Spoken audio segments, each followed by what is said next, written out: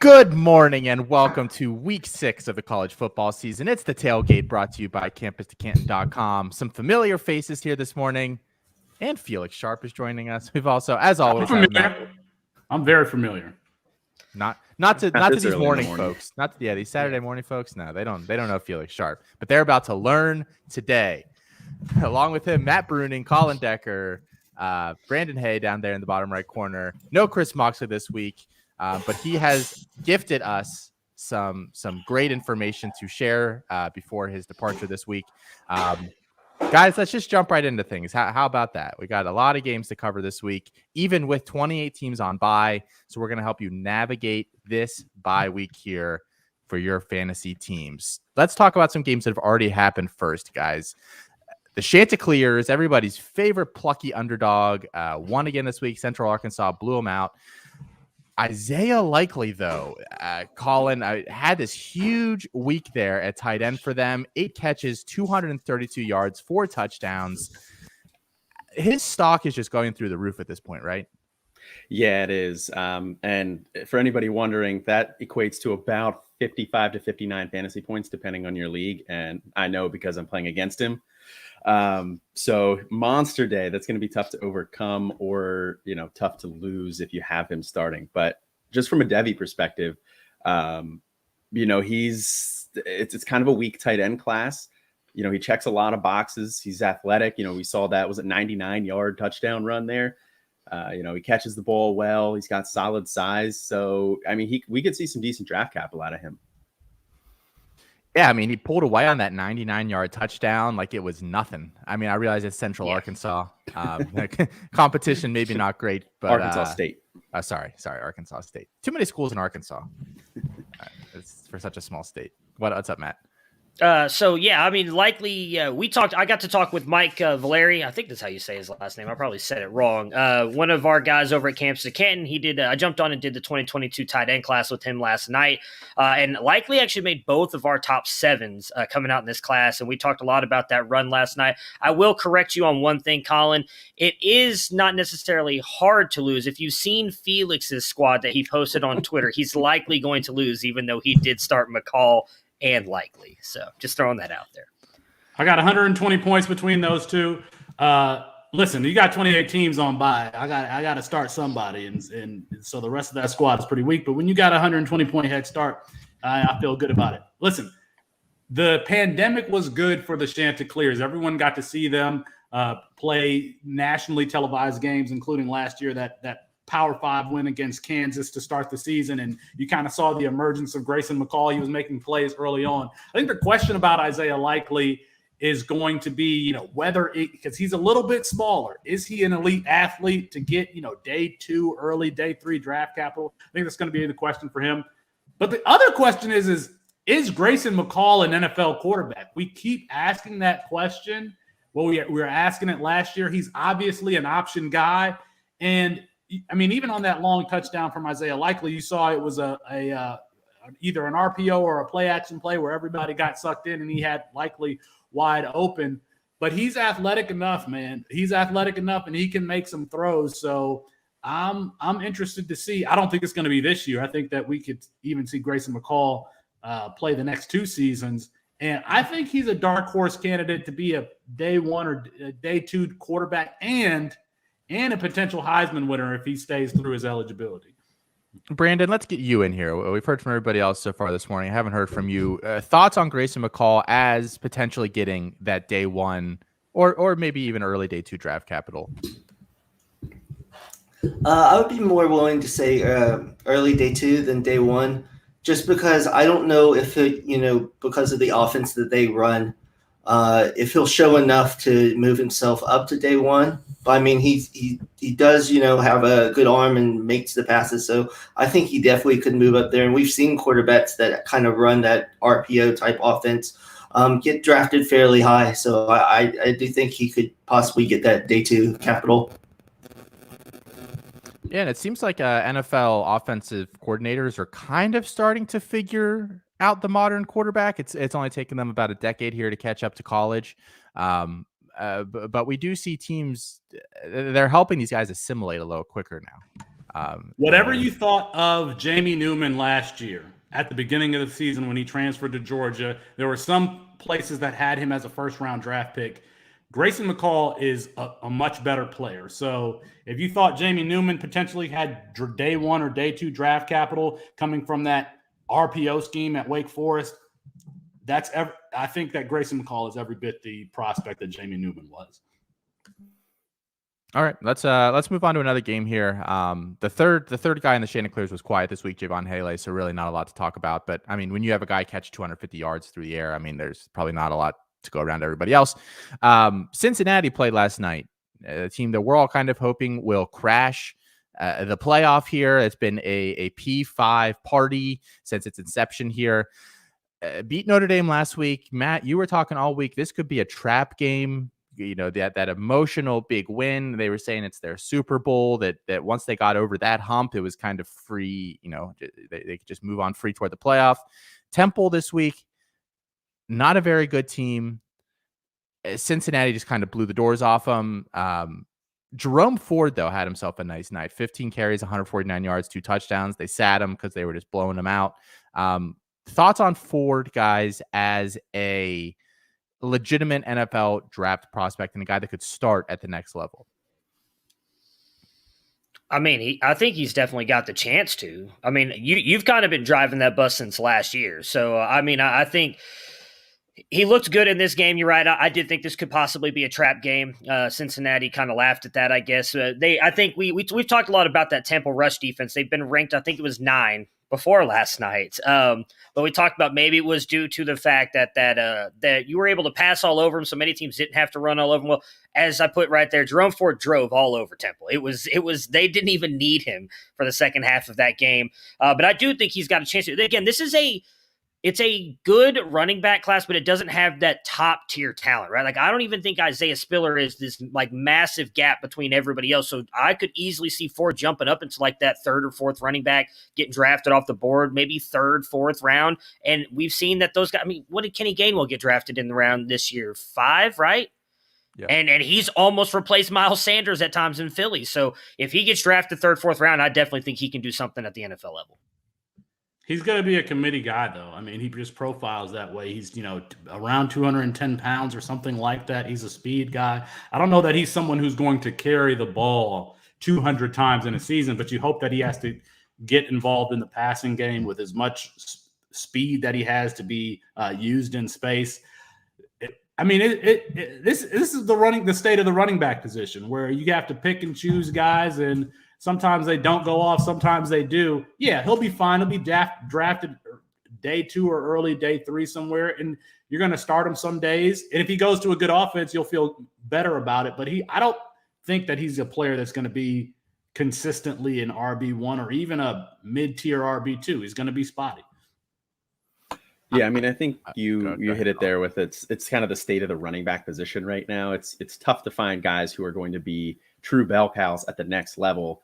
And like Matt mentioned, we got Spiller, Hall, guys that we think could be that, but I don't necessarily see anybody else right now in this class that could be that. So I think Ford has a safe projection to the next level, though. Like you said, I think he's going to have a role. He's going to get drafted day 2.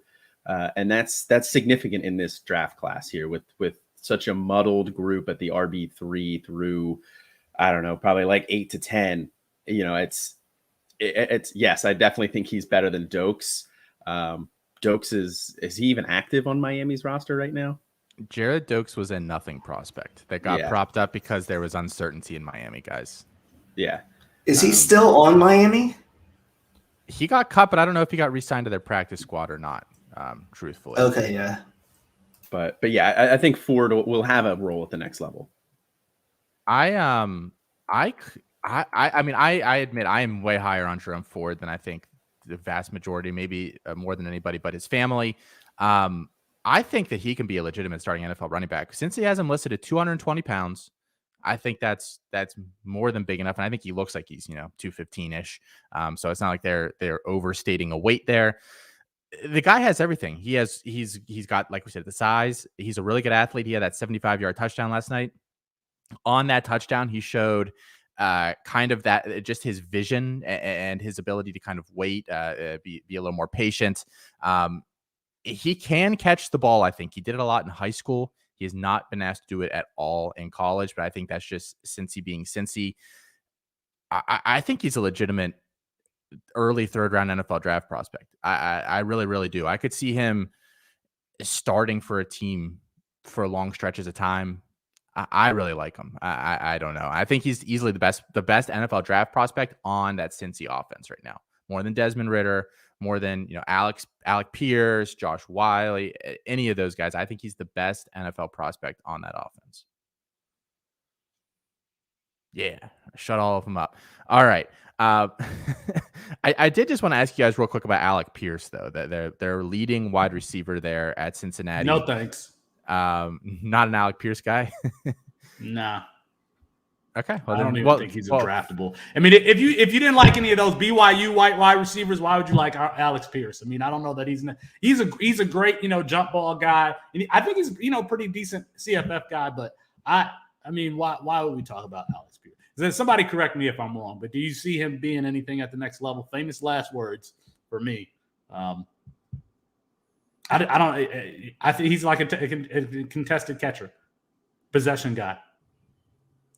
UDFA, nothing, nada. We're good. Waiting for somebody to jump in here. Okay. Yeah, I mean, I agree. I mean, he's been good for Cincinnati, but I don't know that he's ever going to be anything for the NFL. Yeah, but I mean, the performances the past couple weeks are pretty notable. 6 for 144 against Notre Dame, 693 and a touchdown this week.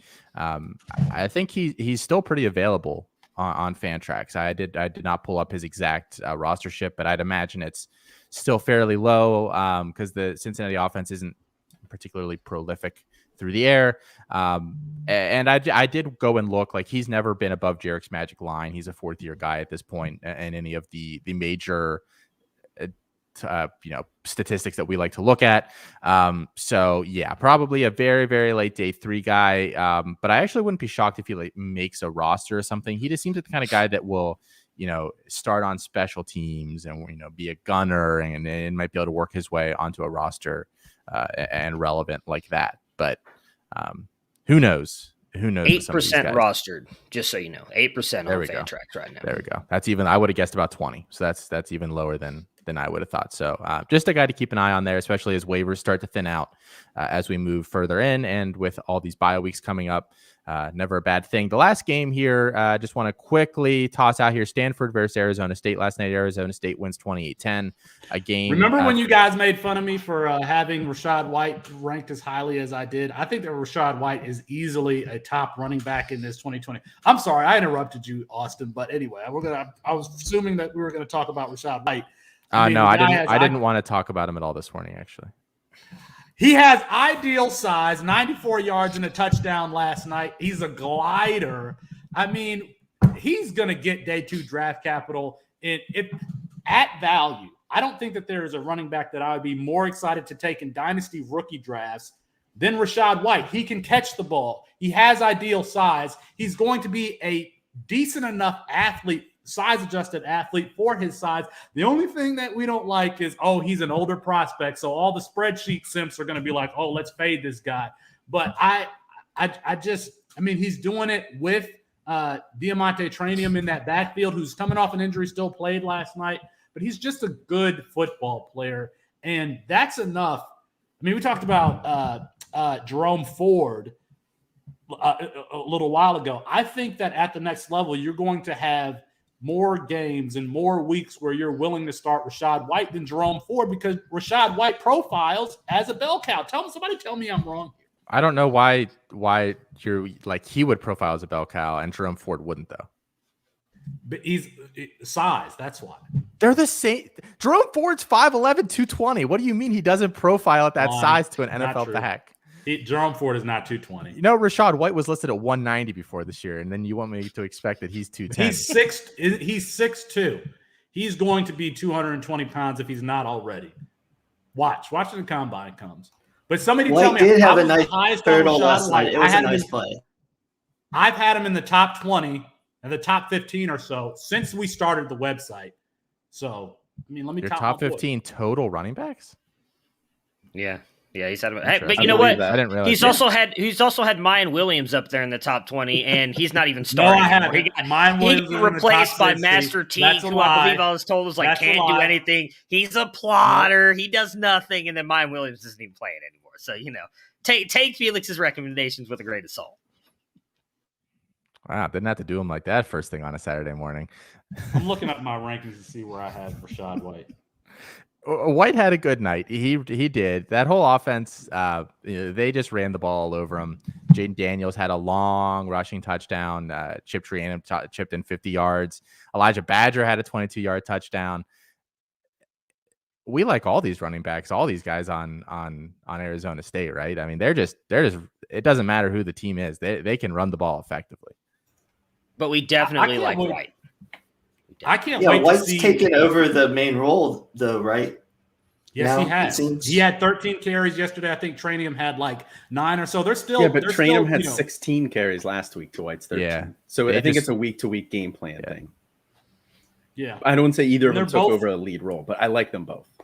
Trainum is a top 10 running back for me. White is a top 15. I mean, I can't wait to see this team. A lot of people haven't seen this team play because they are they play on the West Coast, which I don't understand why we should just make all those people wake up at the same time that we wake up.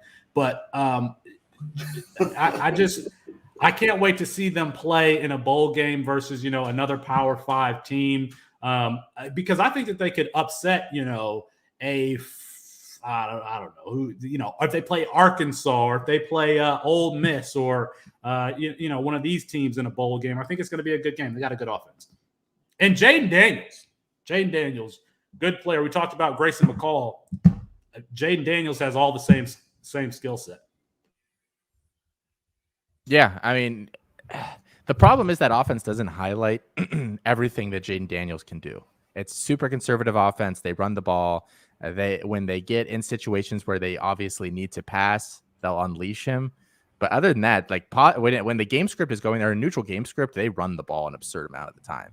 It's kind of a bummer because I really like Jaden Daniels and the way they use him. I don't know. I mean, NFL scouts will take you even if you're not statistically compiling crazy stats, but he doesn't even necessarily get to show what he can do week in and week out.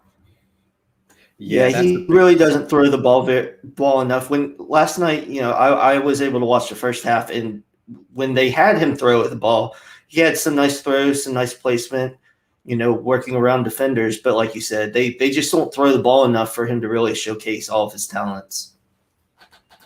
And when he does, he is very conservative as well. He does not really push the ball downfield. You don't see him really testing windows very often either. And I don't know if that's more of a product of him or more of a product of what they ask him to do.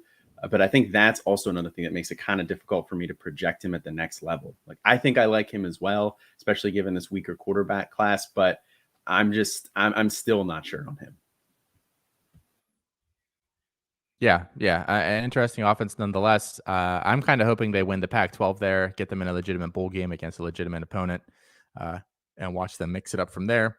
All right, guys, that's enough talking about what has happened. Let's talk about what will happen so we can make ourselves look foolish here within the next 12 hours, because that's my favorite thing to do. Let's talk some prize picks, guys. How about that? Everybody here likes prize picks, right? Yeah. Okay, cool. Get hype, everybody. Yes, yeah. We love prize picks. Yes, prize picks. All right, and just the 30-second elevator pitch for those that are not familiar with Prize Picks, a really cool platform that you can go on. It's all player props. You can either bet stat lines or fantasy point lines, which I think those are both fun to do. Basically, what you do, you can bet between 2 and 5 player props together.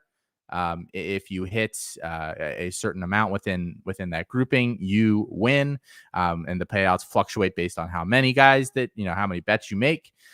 If you sign up promo code C2C, you get an initial deposit match up to $100, and if you deposit at least $20, you get a free full year of campuscanton.com. So that is a $30 membership usually. And again, you only have to deposit $20. So, and we're going to help you win money. Wait a minute. Wait a minute. You're saying if you deposit $20 on Prize Picks, you get a match and you get a free subscription to the website? Match, subscription, two things. I'm sorry, I didn't hear that. Go download Prize Picks and get your $20, get your match, and get your free subscription to the website. Do it now. Promo code C2C. I'm sorry, I didn't mean to interrupt you, Austin. That wasn't intentional. I'm sure it was not. All right, guys. As always, we start off with quarterback plays. Brandon, we're going to go to you first here. You've got a couple listed. What do you got? Yeah, first one's Hendon Hooker with the Volunteers playing South Carolina. His number's at 204.5 pass yards. I have the over. He's looked pretty good, though, since he's taken over with it for the injured Joe Milton. The last 2 games, he's had over 200 pass yards. In the game before that, he had 199. So that's right around the point, but I think he'll get over that. Dustin Crum plays Buffalo. I know he has had a slow start to the season, but the number is 194.5 pass yards. And I'll take the over as Buffalo is giving up 257 pass yards a game. And the last one for me, I believe I did this one last week and he didn't make it, but it's a lower number. Jeff Sims with 49.5 rush yards. I have the over as Duke is 80th against the run. So I think he'll get the over on those rushing yards. Yeah, a lot of good ones there. Betting against Duke is never necessarily a bad option when it comes to football. Felix, you have a couple here, right, that you want to talk about as well, quarterbacks?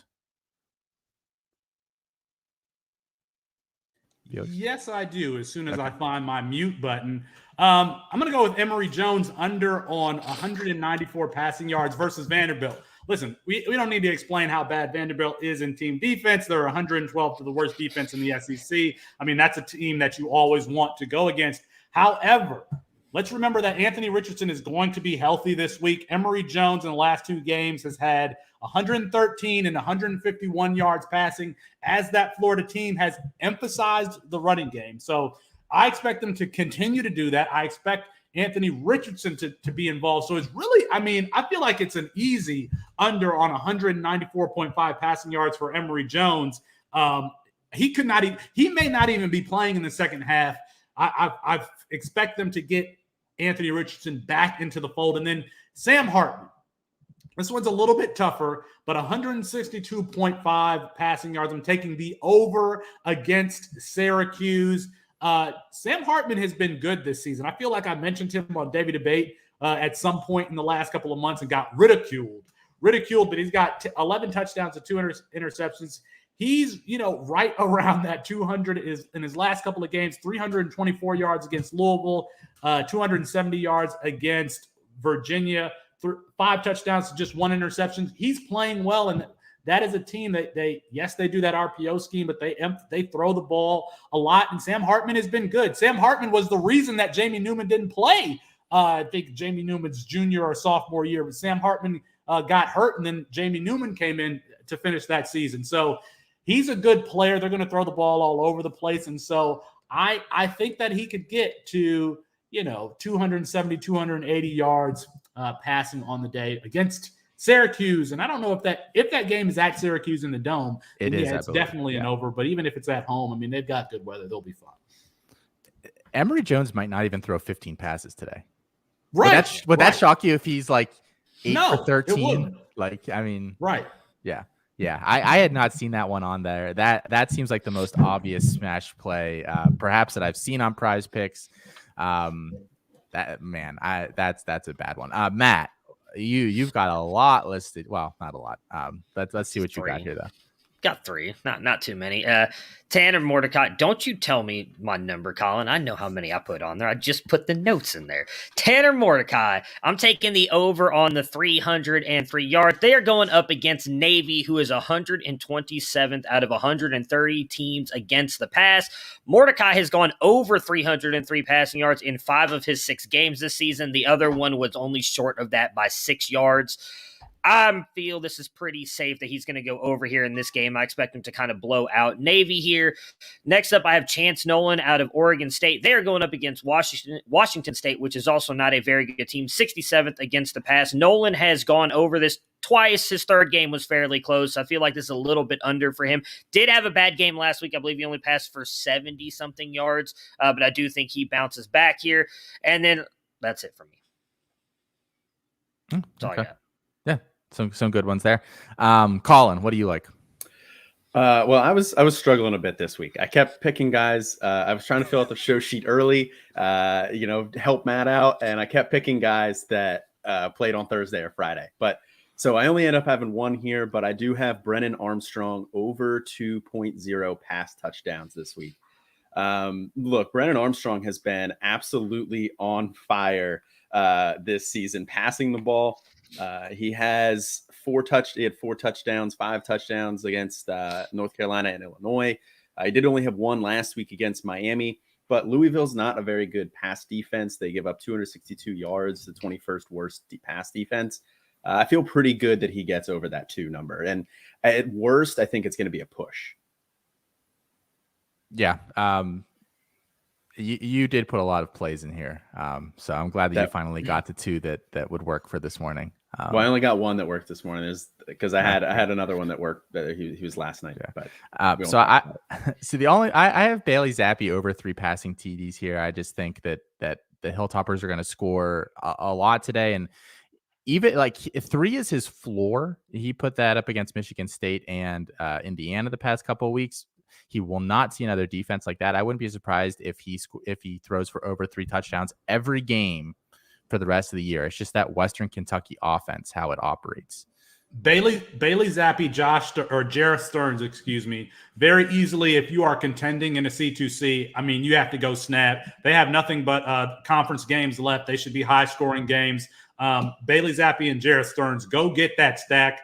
And if you are not contending and you've got Zappi or Stearns on your roster, those guys you can essentially lock up a championship on the college side by getting that stack, getting those 2 guys. They're putting up absolutely ridiculous numbers every single week. And so I would be targeting them if you're, in that 1 seed or 2 seed, go get those Western Kentucky guys. They but for both of them, this is their last season. So you can maybe trade a 4th or 5th round Debbie pick for next year or trade something. Get those guys, get that stat. And just another note I want to make, guys, I sometimes talk about on here how there's some lines that are very soft on Prize Picks. One of them being just straight fantasy points can sometimes be. The other one, as I've talked about, is in the interception props. The interception props are almost always at 0.5, and I have no idea why. I am playing a 5, the most you can do in a single. I'm doing a 5 prop interception play today. Jeff Sims, Spencer Rattler, Gunnar Holmberg, Noah Vedral, and Bo Nix.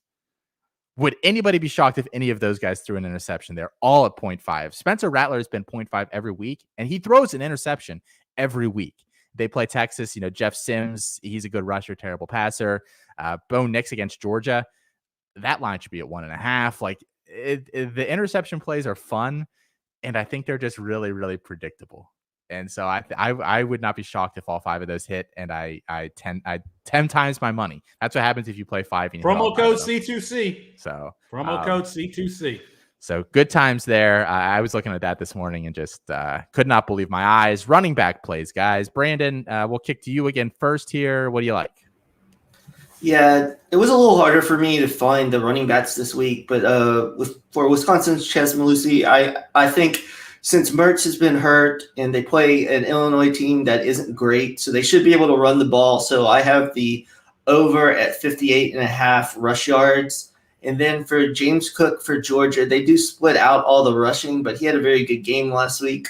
I looked at all of his rushing numbers through the year, so this is going to be probably pretty close, but at 44.5 rushing yards, I have the over on him. They seem to like to, incorporate him quite a bit in that 3 running back rotation. And the last one is Trey Smith Arkansas playing Ole Miss. His number is at 72.5. I have the under just because they rotate running backs also, and I just don't think he gets over that 72.5 rushing yards mark there. I would think that Ole Miss wants to stop the run and then make KJ Jefferson have to beat them through the air. So I have the under there. Draylon Smith under rushing prop has been some nice money for us the past couple weeks. That one has regularly come up on the show unless he hits a long run.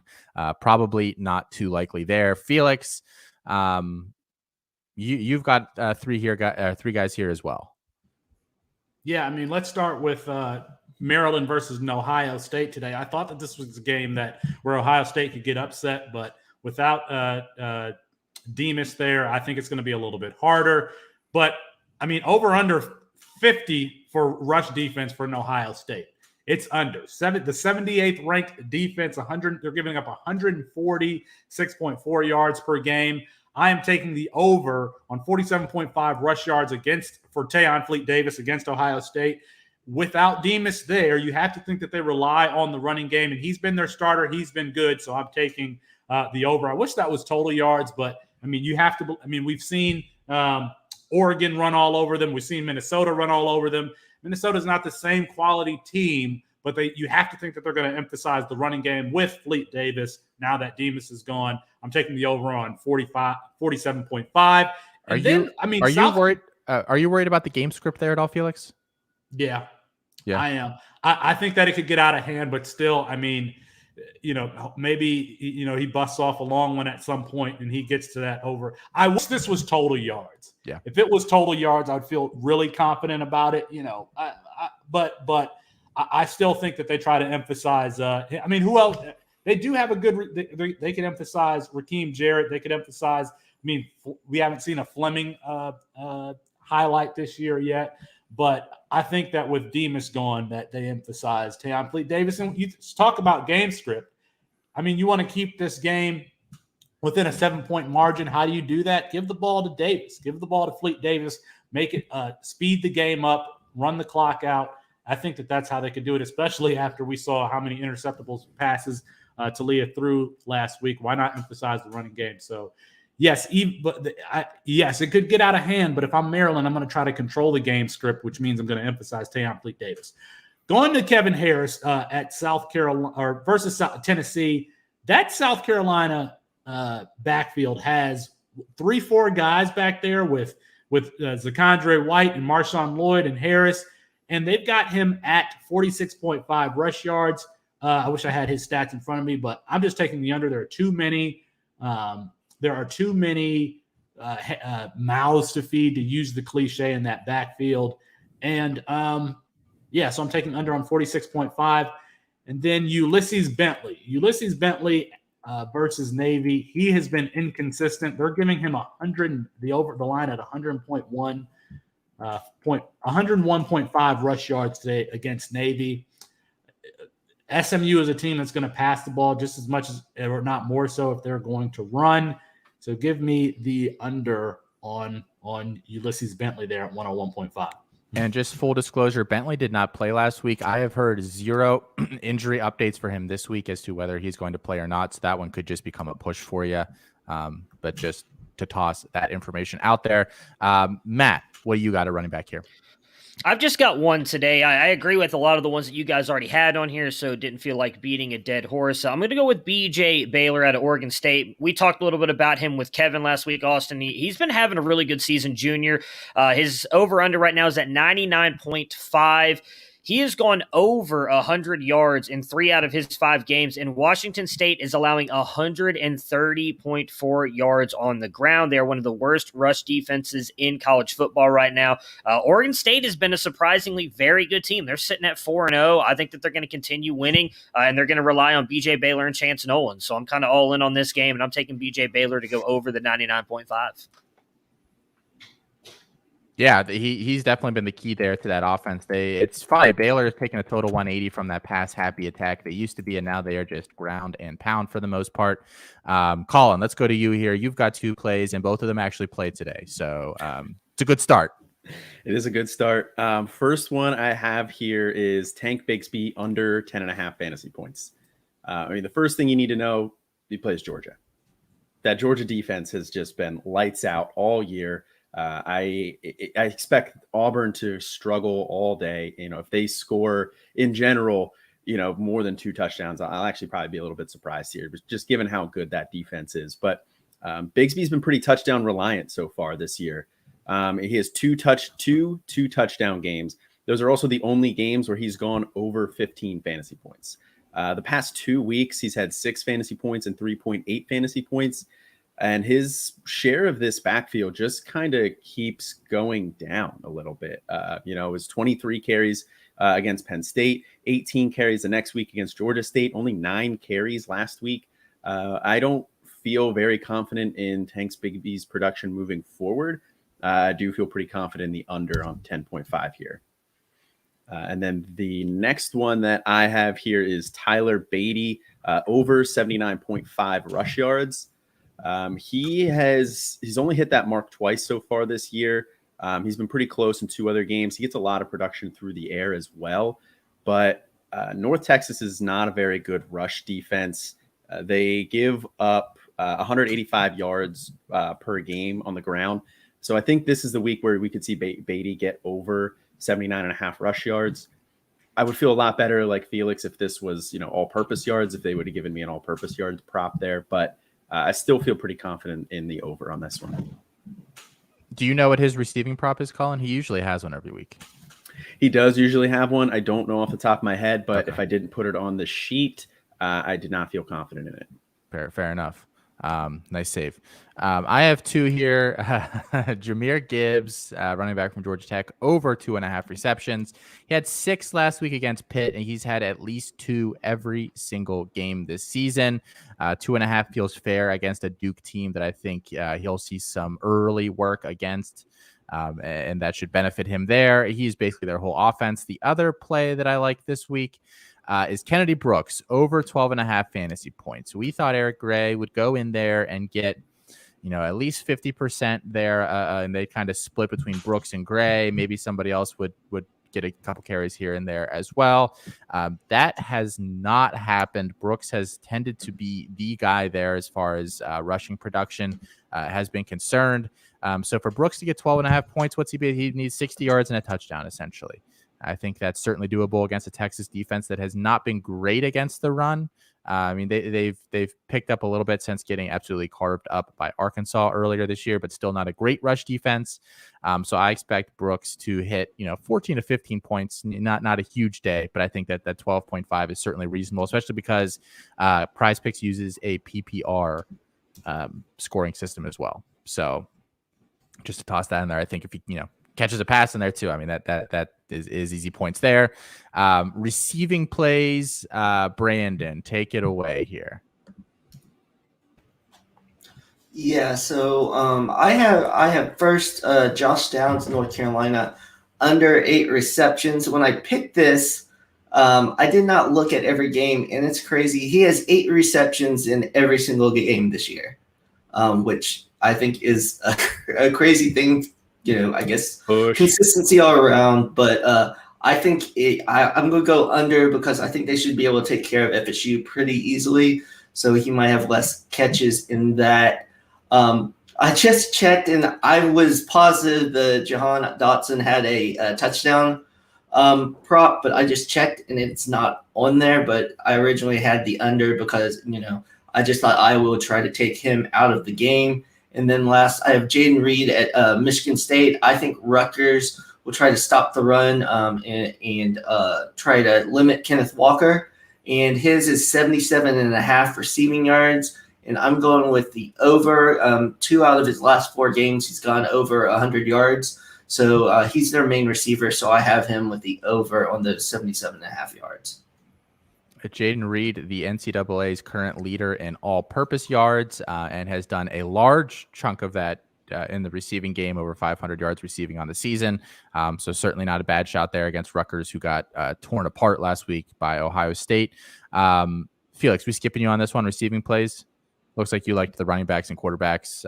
They're weak. I mean, I like running backs and quarterbacks better. I don't like receivers. That's for what it's worth. I think there weren't a lot of receiver plays that I mean really liked this week, and I think it looks like it's not because I didn't too. look at the receiving lines on Prize Picks. That's not why. I just don't like wide receivers.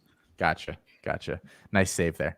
All right, Matt, let's come to you. Who do you like as a receiving play this week? I've got Wan'Dale Robinson over under at 82.5 here. He has gone over 100 yards in 3 out of his 5 games. I don't think that this is going to be a defensive game like it was last week with Florida. I think this could be a shootout against LSU, so I think he easily goes over here. And I would just like to give props to my man Felix there for knowing his limitations there. He's really good at scouting quarterbacks, running backs, wide receivers, not so much. So way to not help out on the Prize Picks. Austin Watkins, Warren Jackson. Don't Objection. Give me Objection. I know. Objection. You think that Kentucky game is going to be a shootout, Matt?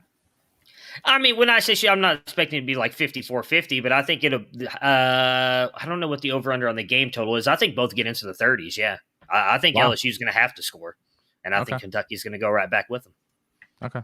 I'm not sure Kentucky's capable of scoring 30 points, to be honest. Don't doubt Will the Thrill. Will the Thrill Levis. You're right. QB1. First round draft pick Will Levis. First round draft pick.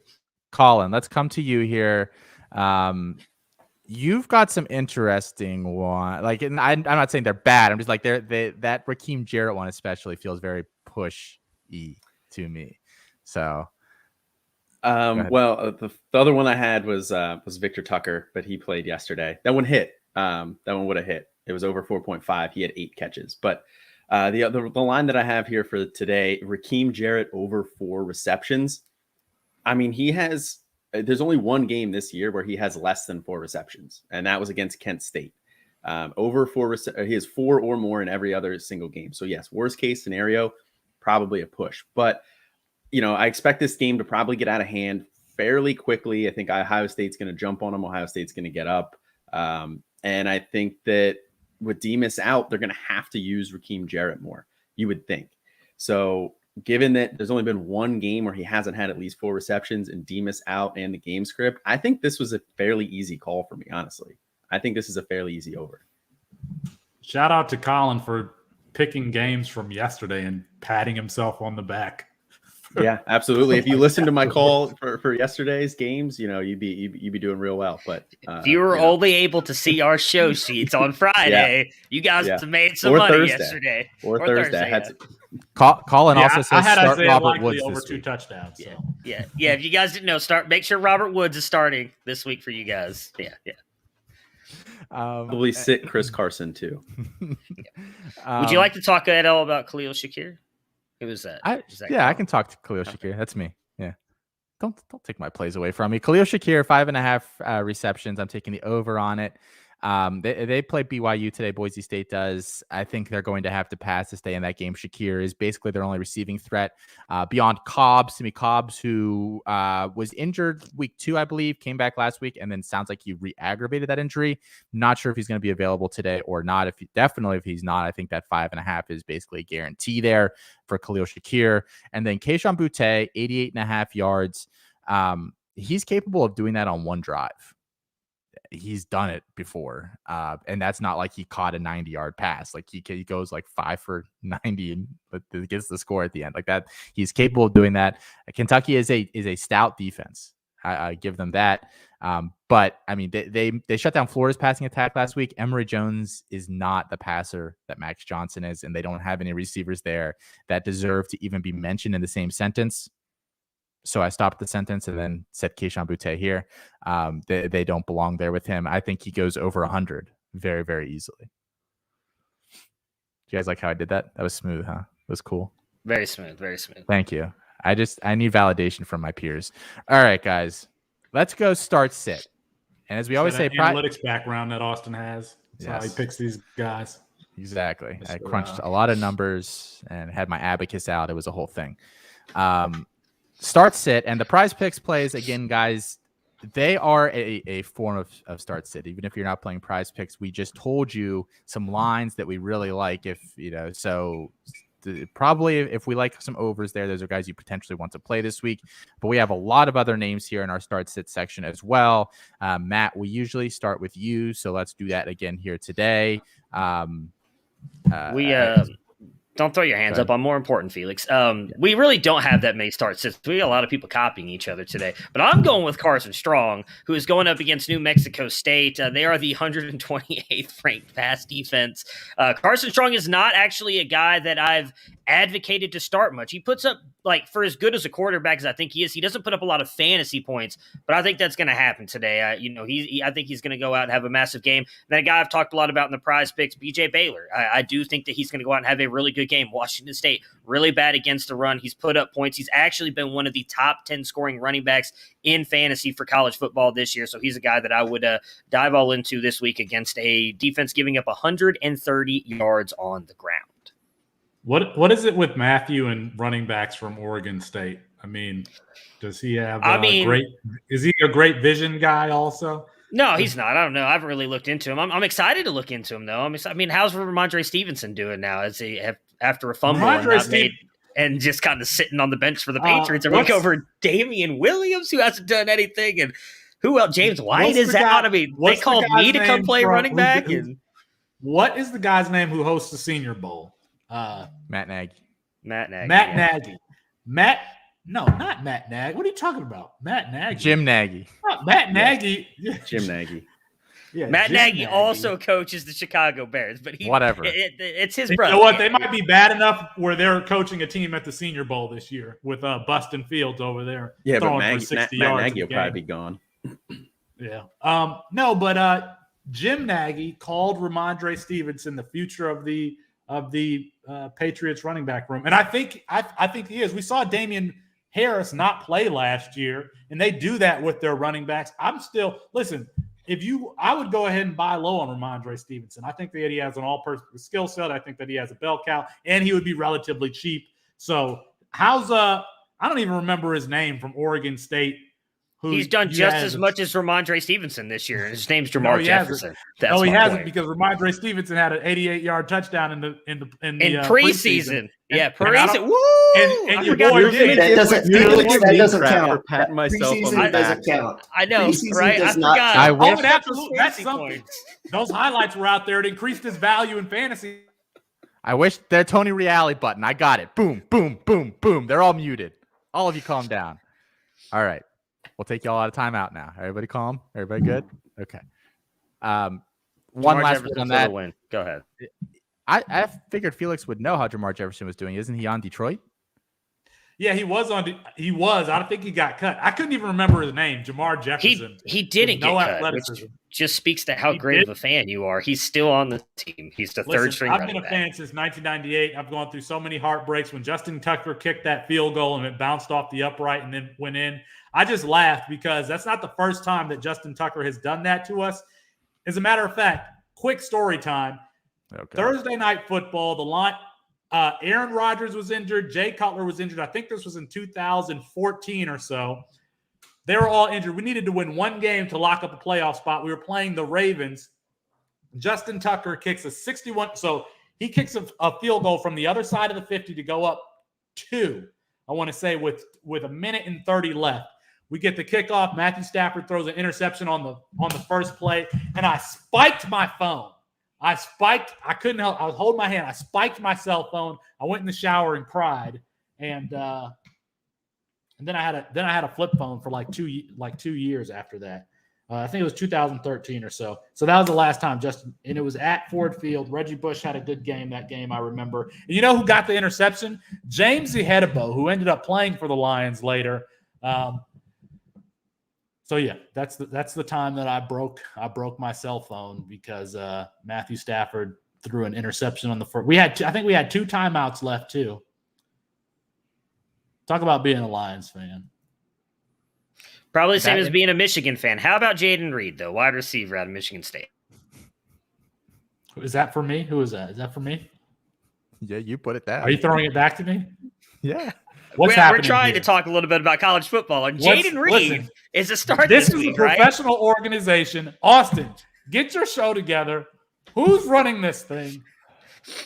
Am I supposed to be talking about Jaden Reed right now? Yes. Okay. Well, Jaden Reed is a wide receiver for the Michigan State Spartans. As Austin mentioned earlier, he's leading the league in all-purpose yards. He's got a great matchup today against Rutgers.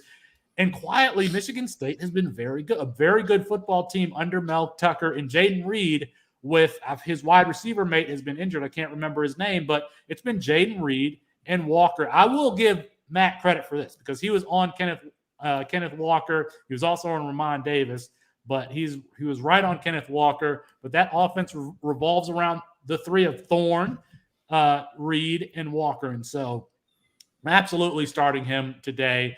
He could get you a touchdown in the kick return or punt return game in addition to, giving him ball rushing. So he's involved in every aspect of the offense. And so he's a very, very easy start for Sparty today. You like Jeff Sims there as well? Quarterback who, I do like go ahead. I do like Jeff Sims against Duke. I thought that North Carolina game where he came in was last week, but that was actually 2 weeks ago. It seems like it was Jeff Sims can do it on the ground. He can do it through the air, and they're playing Duke today. What else do you need to know? They're playing Duke today. Dual threat passer. I agree a little bit with Alfred on this one. I think that he has the tools to put everything together. He might be a 4-year guy, but one of these days we might see it click for Jeff Sims because he can make every throw that you want. He can run the ball. He can do everything that you want physically. It's just putting together, everything mentally, and we might see that click at some point. And this could be the game. This could be the game against a weaker opponent or, an equally weak opponent in Duke. So Jeff Sims, if you can't start Jeff Sims and Jahmyr Gibbs today against Duke, when can you start them? When can you ever start them? I stole that from Nate Marchese, by the way, who just tweeted that. So you're embarrassing yourself all over the show this morning, Felix. You're stealing content. You're telling stories about the Sad Sack Lions. Let's stay on script here. Come on, man. You're better than that. Oh, then I have to talk about Carson Strong. So I agree with Matthew here. New Mexico State today, Matthew mentioned their passing defense, but they are 100 and where are my notes here? They're 114th in total defense. They're giving up 450 yards per game. If there was ever a game where Carson Strong was going to showcase why I am a first-round quarterback, this would be the game. I think that team understands that a player like Carson Strong can elevate the entire program by having a good season. And Colin, you like Clay Millen, who's his backup. Millen could get some play time today, but going out and putting a dominant performance on tape would be great for Carson Strong, and this is the opponent to do it. This is absolutely the opponent to do it. He's had some very nice throws this season, but he hasn't had one of those explosive games with 4 or 5 touchdowns. This could be it today. Yeah, that figures to be a strong matchup there. Brandon, you've got some of the same names here, but you also have Sam Hartman, who we talked a little bit about earlier in that prize pick section. Sure. I will first state that I put my names on the show sheet well before Felix stole them from me. So, yes, I will first talk about Sam Hartman, who plays Syracuse, and he's a start for me. He has 27 or more points in all 5 of his games, fantasy points. So I think he has a strong game against Syracuse. And just to add on the Jaden Reed, he has over 20 fantasy points his last 4 games. So that's why I initially put him as a start before Felix did.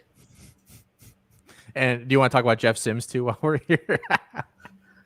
No, not much about Jeff Sims. That was another player stolen from me. But I'm not going to be bitter about it. Look, Felix there has are how to 26 shine. teams on bye weeks. Who are we starting? Peyton Thorne? What's going on here? Yes, Jeff Sims is an all-around start. Anthony Richardson is a start. Just shut up. Shut up. Oh, it's not my turn. My bad. I am next here. Do you want to go through mine too, or? Felix is done for the show. This is why we don't invite him on in the mornings. I have 2 names. The first one is Toa Tawa, running back for Nevada. So I think that Carson Strong can have a 4 or 5 touchdown performance today, but I think what is actually more likely to happen is that they scored 2 or 3 early and then they just run the ball the rest of the game. They have a pretty decent backfield there, and Toa is the guy that leads it. Had a nice game last week and made it rain in the end zone after he scored one of the touchdowns. Literally, he had a stack of cash and he made it rain in the end zone. These new NIL deals are awesome. So I'm starting Toa. I think he could easily have another 2 scores again this week. He had 200 plus yards and 2 last week. And Anthony Richardson, I think, is a start. Anthony Richardson is a start this week because I think they're going to be up 4 touchdowns plus in the first half. I believe that line is 25 points there for the first half for Florida. I'm betting that line. I think they're up by at least that. Anthony Richardson's going to play. Dan Mullen, basically, I think they've treated his hamstring injury perfectly. Dan Mullen said, look, my philosophy is we wait till these guys say they're ready, and then we give them another week. It's the first coach I've ever actually heard say that, and you hear about these guys get rushed back all the time. So it's great to hear. He played a couple snaps last week. I think that it's not out of the realm of possibility that he plays 25 snaps and has 112 rush yards and a touchdown and like another 85 in the score there. And I think that's a starter this week with all the buys and stuff. I actually feel fairly comfortable starting him, which is just so bizarre. I don't normally play guys like that, but here we are. So thank you, Felix, for almost stealing my thunder on that. We'll let you talk again now, but we're going to go to Colin first here. Colin, who do you like this week? Surprise, surprise. I got a Penn State guy here, Jahan Dotson. And I know a lot of people are going to be off of him this week with the matchup, but don't necessarily be scared about that matchup here. I mean, Jahan Dotson is the focal point for this Penn State offense. He is at least 5 for 65 and a touchdown in every single game this year. That's good enough for 18 fantasy points there for you, roughly. So, I mean, that's a floor. And they've done it against decent pass defenses. Wisconsin's the number 43rd ranked pass defense. Auburn's the number 53. So those are not bad pass defenses. Iowa is very good. But in order for Penn State to have any success, they're going to have to funnel it through Dotson. I think he's 5 for 65 and 1 is a very safe line. I expect him to maybe to hit a little bit over that as well. Colin, that would not count as a hit for... I know. Our C2C scoring, though, right? Okay. No, it's not. It's close. Okay. But I'm just saying there's a lot of buys this week. He's a stud. Don't shy away from that matchup. My next one here is DeAndre Torrey, running back for North Texas. First and foremost, they play Missouri. Missouri's pass defense or run defense is an absolute sieve. We saw what Tyon Evans did to them last week. But DeAndre Torrey's been having a pretty solid year this year so far as well. He's run for 244 yards and 3 touchdowns in week 1, 119 yards and a touchdown last week. Doesn't do a ton through the passing game, but I don't think he needs to. He's going to carve up Missouri's run defense here. And then I put another player who played Friday. So we're going to move to the next one here. Sorry, Matt, but it's Lou Nichols. I put him on the sheet here because Ian Daigle, I think is how you pronounce his name. I'm not sure, but he reached out to me on Twitter, asking a couple of different guys here. And I said I would start Koback over Lou Nichols, but I'm not going away from Lou Nichols. I still like Lou Nichols as a start. They get Ohio, who gives up 251 rush yards per game, which includes last week where they only gave up 109 yards to Akron. So that totals even higher. I like Lou Nichols a lot this week. He's gone over 130 yards rushing and 40 yards receiving in 2 games so far this year. Soaring Eagle Casino in Mount Pleasant, right off the highway. Have you spent a lot of time there? No, I don't like casinos. Okay, I just wanted to check. Unless they're going to sponsor Campus to Canton, then we love them. Love that one. So Chris was gracious enough to give us some of his start sits here for today. Our DFS expert, he is in paradise. He's been sending us pictures all week. Chris's start for today is day drinking. That is a must start for today, especially with all these teams on bye. You're going to be sweating those fantasy lineups. So day drinking is a must. And Chris says that if you haven't consumed at least 50 drinks as of 8 a.m., you're doing it wrong. So that is Chris's must start of the week. Let's go to sits here, guys. Matt got a big name here. Two big names for fantasy purposes. Yeah, I mean, I know Felix mentioned like at least 6 times this episode, we've got a bunch of teams on bye. I don't think Isaiah Spiller is going to have a massive game here against Alabama. I don't think it's even going to be close. You probably have to start Spiller based on maybe what your lineups look like. And he's probably still going to be a top 50 option at scoring, but I don't think he's going to be a top 24, top 36. Like, I really think he's got a better shot of finishing around the 50 mark at RB this week. It's just tough matchup against Alabama. I know Chris Moxley loves himself some Zach Calzada, but he has just not been good for Texas A&M. I think they're in for a rough game today. And I also have Brandon Thomas. Now, I did listen to one of my favorite pods, the Campus Life, where Austin dove in and said, I'm back in on Brandon Thomas, but I don't think it happens this week. So I always go against someone on these start sits. And since Moxley's not here, I'm going to go against the next smartest guy in the room, and that's Austin. I think Brandon Thomas. Colin, you're the best looking. Austin's the smartest. Let's calm down. We know your role.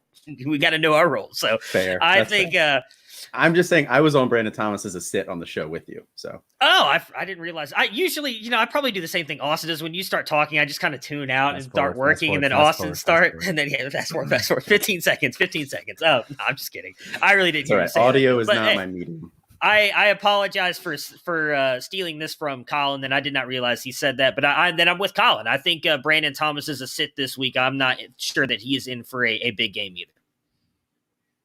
I think if they had won last week, I think the consequences would be more long lasting for Brandon Thomas, but they lost. And so I think the margin for error there is much smaller than maybe it would have been the other way around. Felix, do you have any sits this week, or you're starting everybody? Your benches, with what you've got, 28 teams on bye. I'm sitting all of you. That's what I'm doing. I'm sitting all of you this week. None of you are starting. Not even a bold call. Yeah, I would not start any of us either. Brandon, we'll come to you then. Tyler Goodson, your first guy up here. Yeah, I say set Tyler Goodson because I see the running game not really going in that game for either team, Penn State or Iowa. I would think trying to stop the run and then make Iowa beat them by the pass. And then my next one is Dorian Thompson-Robinson. This is mostly just because Arizona is horrible. They give up 206 yards a game in the run. So I think they're just going to rely heavily on the run. I don't think Robinson's going to need to necessarily scramble or pass the ball very much. So his numbers should be lower. And the last is Kenneth Walker. As I talked before, Rutgers was 41st against the run. And you saw last week against Ohio State, they did have some success with the run, but it was mostly through the pass. They're bullying them. The receivers had a great game, and Stroud also. So I see Michigan State passing the ball more today than running it. Yeah.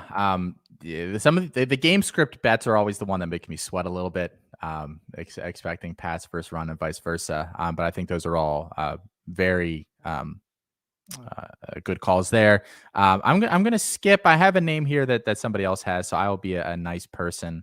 I will skip it. Jahan Dotson, though, I do disagree with Colin on. I'm not starting Jahan Dotson this week. I said it on the Campus Life pod earlier this week. Sean Clifford is not any better of a quarterback than Talia Tagovailoa. In fact, I think he's worse than Talia Tagovailoa. I think that we are quick to forget they've reined him in so much this year that he hasn't necessarily had room to make too many mistakes, but he's going to throw at least one interception this week against that stifling Iowa pass defense. To be honest, I would be shocked if he didn't throw at least 2 interceptions this week, because I don't think they're going to be able to just run and keep the ball out of his hands. I think he's going to have to pass, and I think that even if he does pass, he's just going to be ineffective doing it. That means that I'm not starting Jahan Dotson this week. I think that I will have an answer there for him. I'm very scared to start him, but with all the buys this week, you just might not have another option. So I understand that as well. But if I have another option, I'm not doing it. And Colin, I'll let you take Tank Bigsby then, because I'm a nice guy. Yeah, I mean, you didn't have to. We can just agree on it, because we did agree on Tank Bigsby on the show on the Campus Life this week. But like I was talking about earlier with Prize Picks there, I mean, he's really struggled the last 2 weeks. 6 fantasy points, 3.8 fantasy points. His role has diminished. They get Georgia. you have to have a better option than Tank Bigsby this week. My next one here is somebody also that we talked about that was mentioned too is Isaiah Spiller. They get Bama this week. That's definitely obviously a tough matchup there too. But Spiller's been a little bit touchdown dependent here so far this year. He has 2 games where he got involved in the passing game, and the other games he's been a non-factor. So if he doesn't get involved in the passing game against Bama or into the end zone, I think he's going to have a tough week this week. And I think Bama's going to focus on him because, like Matt said, Calzada's just not been it. So they're going to key on Spiller. And then my last one here is on the opposite side of that. That's John Mechie. John Mechie really has not had as good of a season this year as I thought he would so far. I was a little unsure about him as a Devy prospect. I still am a little unsure about him as a Devy prospect, but I thought he was going to smash in the college side, and he just really has not done that to this point so far. They've been spreading the ball around a decent amount, and I mean he has 1 week over 15 fantasy points here. I don't think and then Texas A&M obviously very good defense as well, so I don't think you could start him this week, and probably not moving forward. All right. And again, Chris was very kind before he left and gave us his sit for the week. Chris's sit this week, modern country music. He is just not a fan of that. Sorry if that upsets any of our loyal listeners, but Chris is out this week on modern country music. All right, guys, let's go into our last segment here. We do it every week. We keep track of the scores. I think right now, Matt has been the most successful picking. Yeah, he has by one. But I'm over you by 1 game right now. I believe I can pull up the standings for you here in just a minute if you give me a second. Sure.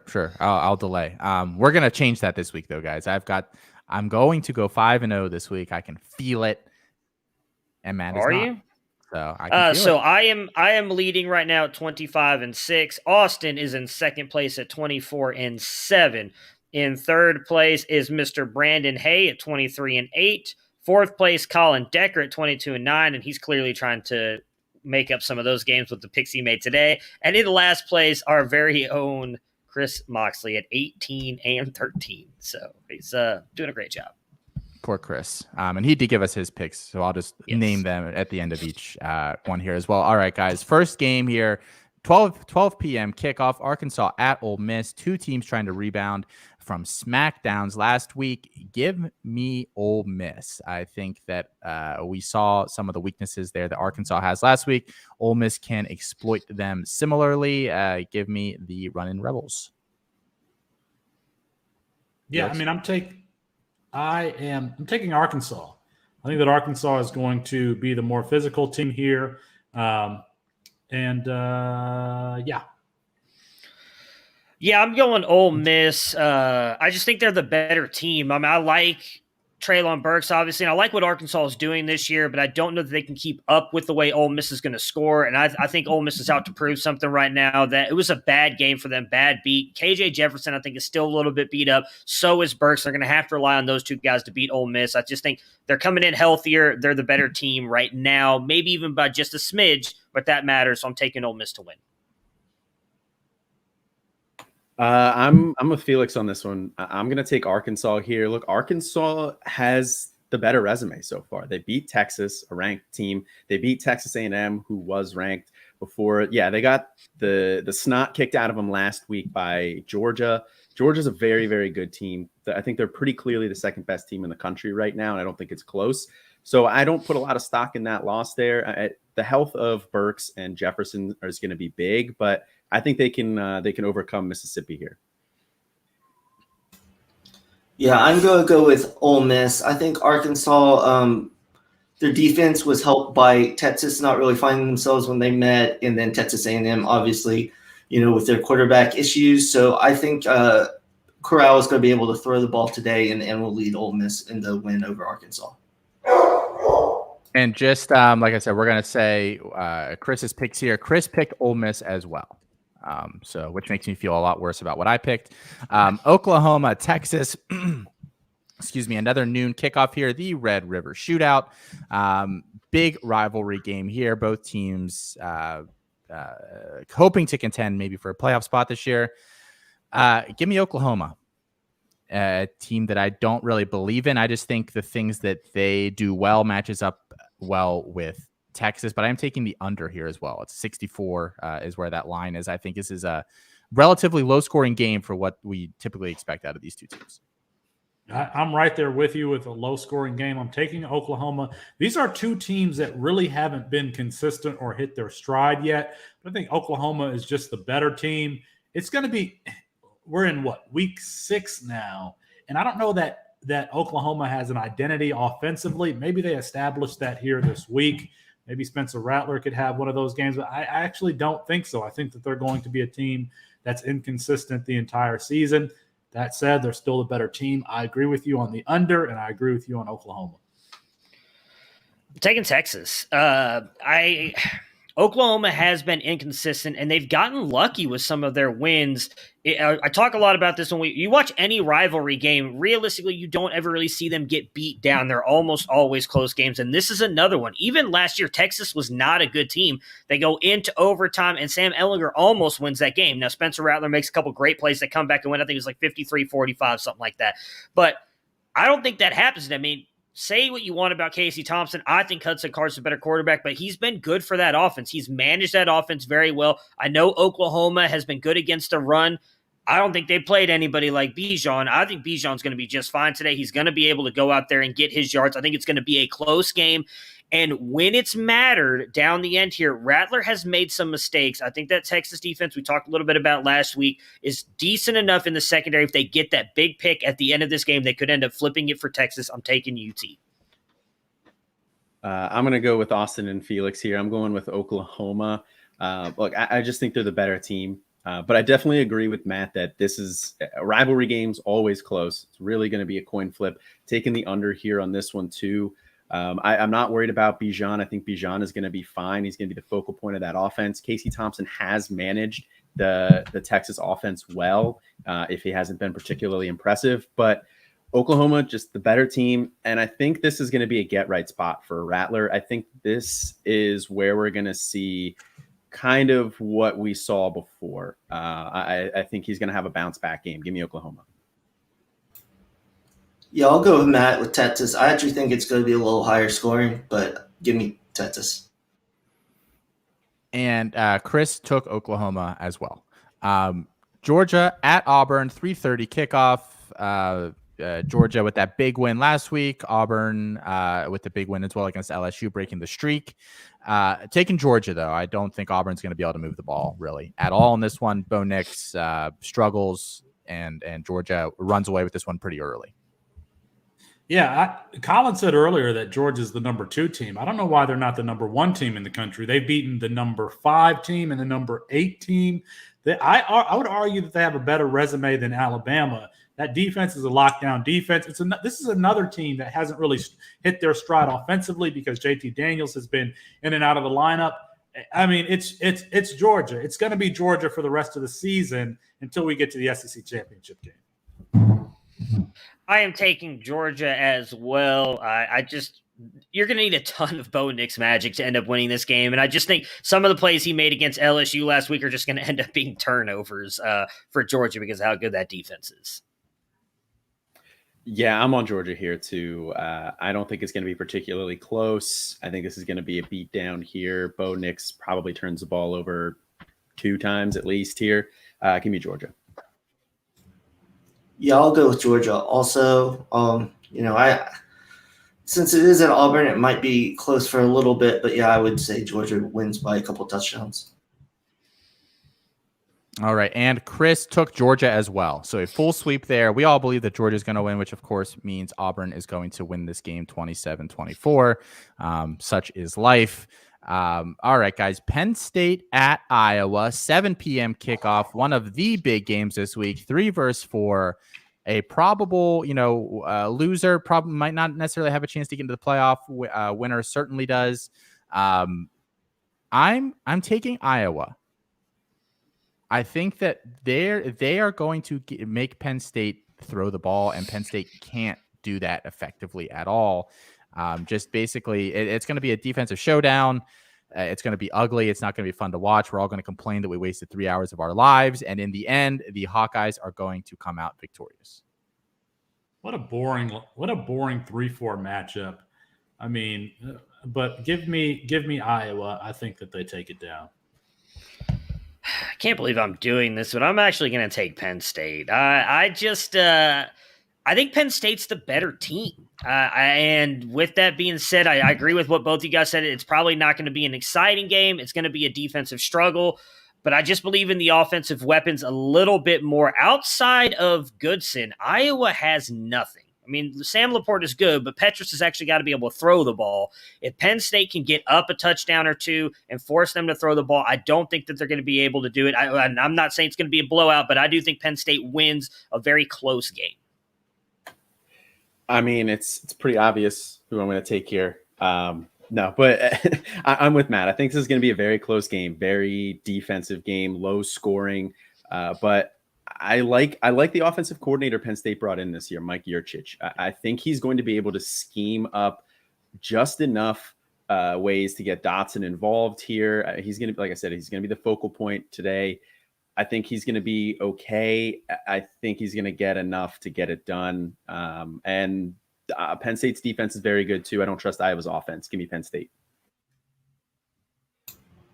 Yeah, I have Iowa. I think since it's at Iowa, that's a big part. You know, they're tough to beat there. I just think that defense is going to be able to limit Dotson and make Clifford make plays to other receivers. I just don't know if he's capable of doing that today. Yeah, and Chris has Penn State as well. So what do we have? We have an even split there. But Chris, quite frankly, just him and Iowa, they don't go well together. Chris has had some arguments there with them this year. Last game that we're gonna pick here today, guys. LSU at Kentucky. 7:30 p.m. kickoff, a big game there in the LSU. Kentucky looking to make a run in the SEC this year. I'm going to take Kentucky. I think, LSU's offense is better than Florida's. So I think that will give them some troubles, but I still just think that Kentucky is the more physical team. I think they're going to be able to run the ball all over LSU. And ultimately, I think that's what's going to decide this game. They're just going to be able to eat clock with Chris Rodriguez and Kavasier Smoke, which is the coolest name in college football, by the way. Better than Quinstree or whatever his name is, McKinley. It's better than that. You're muted, Felix. Hey, Felix, we can't hear you. How long does he want to go? Yeah. The coolest name in college football is Kroger Field, and there is no home field advantage like what UK has at Kroger Field. That's why I am taking LSU. I mean, UK. Smooth. I'm taking Kentucky as well. I mentioned earlier, I think Wan'Dale Robinson has a good day. I think that Will Levis is going to continue to prove all of his doubters wrong. Working his way to that first-round draft capital, right, Colin? No, while I do think that this is going to be more of a shootout, I think I trust Kentucky's defense a little bit more, so I'm taking Kentucky. I think this game is going to be a close one. For sure. I like Kentucky's defense. I do not like Will Levis. I don't know if he's going to be able to get this offense going well enough. LSU's run defense outside of that gashing against UCLA has been fairly solid. So I think they're going to be able to limit that rush defense. They're going to focus on it. They're going to make Will Levis beat him. I don't think he can do it. Give me LSU. Yeah, I'm going to go with Kentucky. I just think they kind of have the better defense right now, and they'll be able to limit them enough to come out with the victory with Wan'Dale Robinson making some big plays on offense. All right, and Chris has LSU as well. So another game that we are split 3-3 on.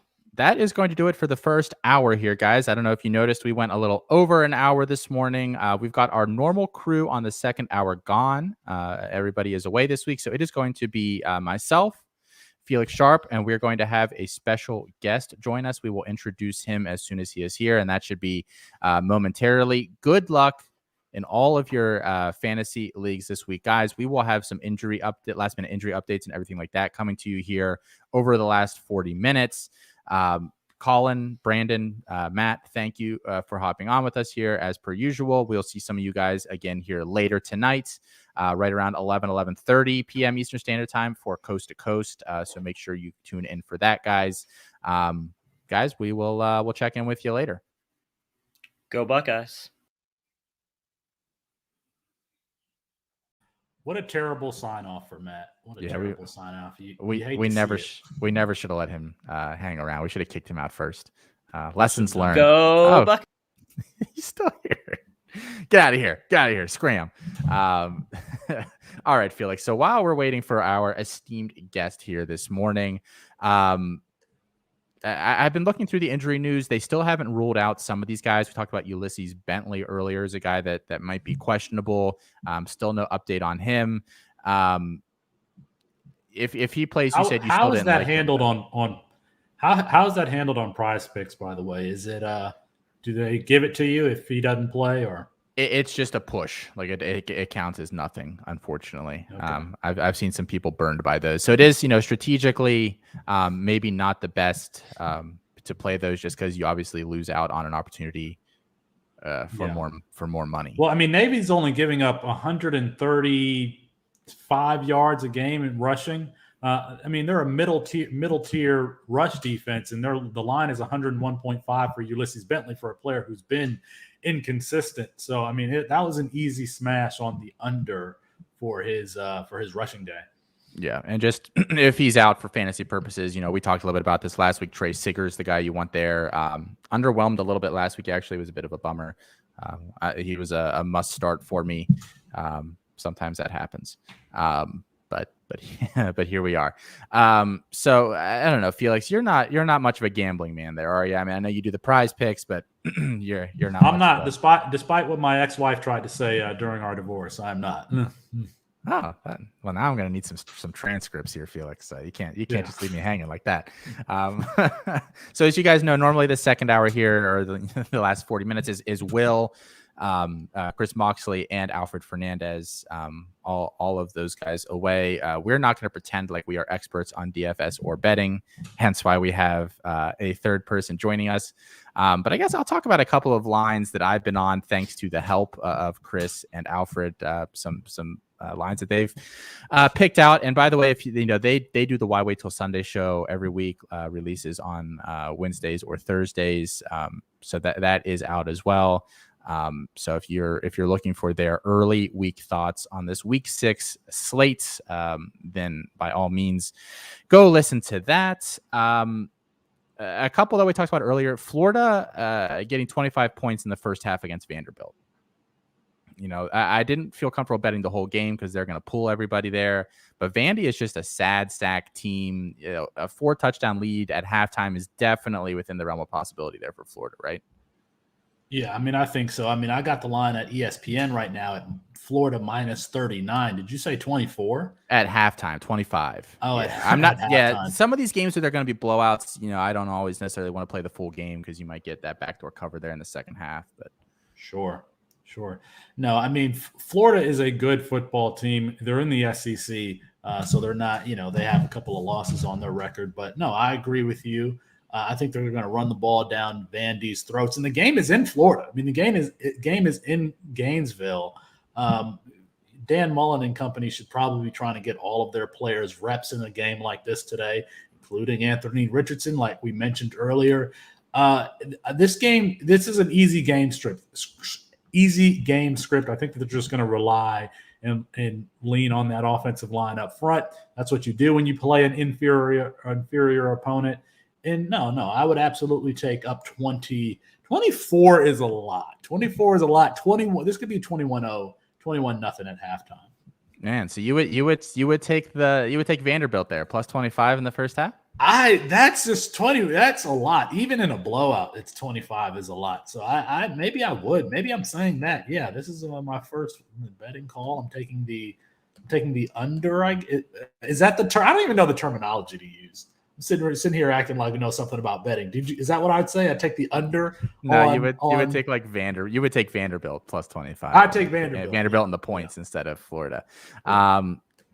Any other games jump out here to you today, Felix? Yeah, I think it's interesting that the line. I mean, of the 12 o'clock slate, Michigan State is only 4.5 on Rutgers, and Michigan State is the number 11 team in the country. Now, this game is in New Jersey or wherever the heck Rutgers is, and only 4.5, not even a touchdown. I think I would stay away from the line there and just take the money line then, because then I can just take, whoever wins the game. I think Michigan State easily wins the game, but I'm not. That line, that 4.5 line concerns me a little bit. It feels like whoever's setting the line knows something about Rutgers that I don't. Rutgers got blown out last week, but that was a weird game script against Ohio State there. I mean, they got down a little bit early. They had to pass, and that's not what Rutgers is set up to do, pass the ball a ton. We saw Ohio State's defense key in on that. Michigan State is not a high-flying offense. They like to run the ball, and Kenneth Walker, one of the leading rushers there in college football this season. So yeah, I mean, that 4.5 points doesn't feel great. All right, guys. Felix and I stalled. We did, I think, a phenomenal job, but I don't want to pat myself on the back here too much. But I am. We have our guest is here. He has arrived, so we are going to toss him in here. Welcome, Mr. Eric Proton. Yes, NBC Sports. What's going on? Own. How's it going today, Eric? Felix, how's it going? Felix, and obviously my boy Austin. Oh, I see you've got your Scott Fishbowl shirt on. Oh, all right. You're in the Grateful Dead. I'm in Smashing Pumpkins. So love it. Want to go for a ride, as the song says. Eric, we appreciate you being the lifesaver this week, the life preserver, because we're drowning here, acting like we know something about betting. Oh, come on, guys. Of course you do. It's all fun just talking about it no matter what. And gosh, I certainly enjoy talking with you guys about everything having to do with football in general at the Canton Fantasy Football Expo. So I can't wait. I've been waiting to chop this up for a while. And thank you for starting up a league. I mean, like Austin and you guys, you started up a C2C league pretty late in the process so that I could kind of get in there and get my feet wet. And boy, it was an experience, man. 45 rounds of college, 35 rounds of pro. It was awesome. It was really, really great experience. And I just thank you guys for letting me in. We got that done in about 2 weeks. So that was pedal to the metal. We did it. It was impressive. Eric, before Austin gets into the games, I mean, I'm a novice when it comes to betting.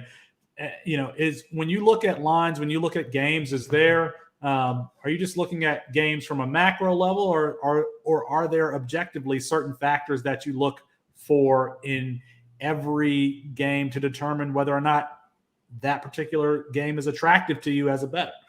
Sure. I try to get as wonky as I possibly can. My background and how I got into fantasy just in general was starting with baseball. So I was a baseball player growing up, played in college. So the stats and the WOBA and all that funky stuff that is associated with baseball, now that we have the ability to, with Billy Connolly and with PFF and Football Outsiders, there's so many wonderful resources that we can kind of dive into. So I really enjoy that aspect of it, getting to see, okay, what's the marginal explosiveness, the line yards and all that, and what's the pressure ratio. So I try to look at that and use that to kind of, if not steer, I'll usually have a predetermined, like, ooh, I remember watching this team, they were pretty good, but then you dive in behind the numbers and it either reinforces that opinion or it, backs you off of it. And it's really valuable. So yeah, I try to look at all the data and fun wonky stuff that I can get my hands on when making evaluations. Sure. Eric is now definitely the smartest person on the screen, taking Austin's place, because I don't think anyone has ever said pressure ratio on any of the Campus to Canton family of podcasts or shows. So medal to Eric there. Go ahead, Austin.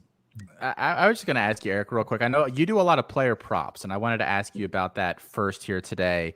I was reading, you do a weekly article there on NBC Sports Edge. If you guys are not reading that, you definitely should. I use it. I can't bet player props where I am, but I can do prize pick stuff. So I if some of those lines are close to what's on there, I follow you. You've got all unders this week, though. That's no fun. That is no fun. All unders. I have one over. Oh, you had one over? Okay. It was Travion Henderson at okay. 72.5. And the reason why is just simply, first off, 72.5. Matt, I know you're out there listening somewhere. I know you appreciate that. You know what I mean? Oh, geez, I'm sorry. This thing went on. So with that 72.5 mark, that's just so low considering Mayan Williams is out. Rumors that he's going to be transferring. I'm sure Matt could. I don't want to talk out of turn. That is Matt's domain. I don't want to go into Ohio State and make any assumptions, but rumor him transferring. Travion was a little banged up last week. We only had 8 carries, and he still blew it up.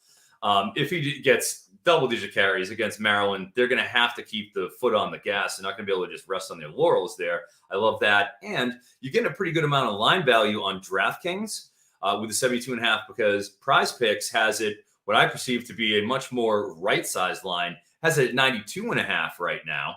And, when you're talking about that 20-yard, even middle opportunity, you see a lot of those discrepancies between Prize Picks because they come out really early in the week with their lines.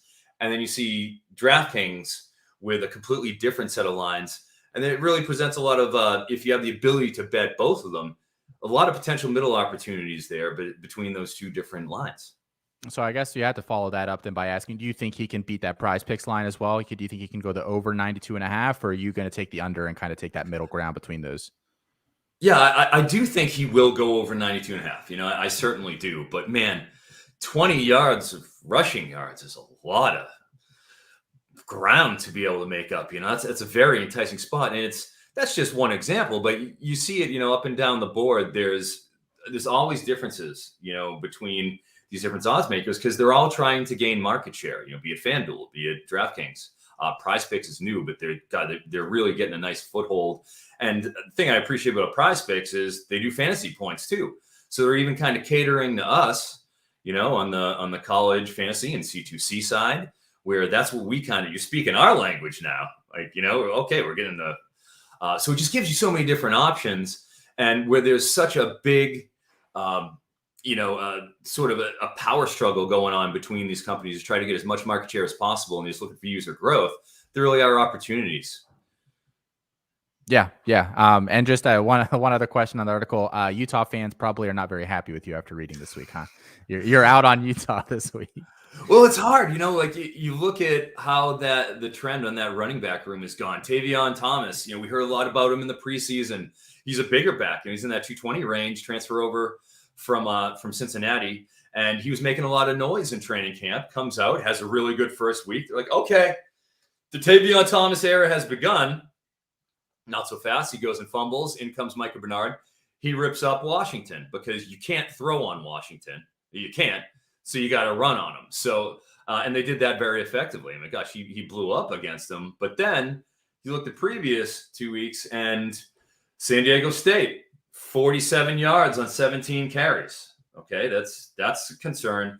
Then last week, 7 totes, 19 yards, goes down with a shoulder injury. He's listed as questionable for this week coming in.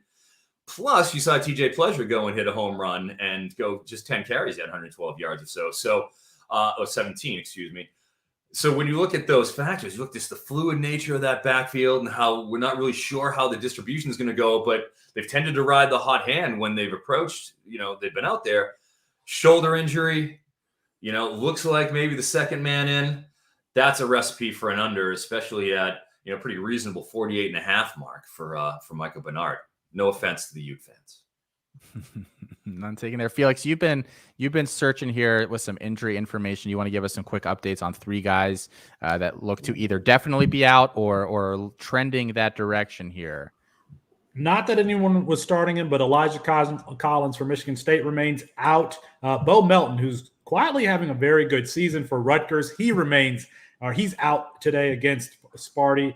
Then Jerrion Ely, the all-purpose back for Ole Miss, out today. Well, not warming up against Arkansas. So Jerrion Ely probably fire up Snoop Connor, or what are we doing there? Henry Parrish is the guy that I would say I like a little more. Snoop Connor is more of the short yardage, between the tackles guy. But Henry Parrish has proven to be, I think, the back of choice when it comes to spelling Ely. They're most at least similar in terms of their skill set. I do think it'll certainly be a two-back approach, but if I have to go with one, I like Henry Parrish in that, and he's a pretty reasonable.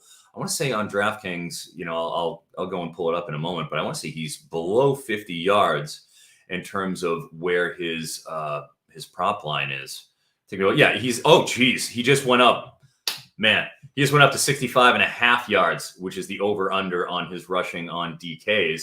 And obviously, we want to probably, you guys will be able to tell me a little bit better right now, but we'll want to take a look at Prize Picks, and that's definitely a potential value opportunity if they have Paris listed. I don't know if they do though. Austin, you're dived into these guys. What type of player is Henry Parrish? Very well-rounded back there. I think he has a good size of the backs that are on that roster currently. I think he has the best shot to be something in the NFL and not just a role player. I feel pretty comfortable that Jerry Ely's a role guy at the next level, and I'm not even sure Snoop Connor gets there. But Parrish could certainly be that way. And Parrish is a guy that has at least another year or two there. So he has certainly been a stash. And that's interesting.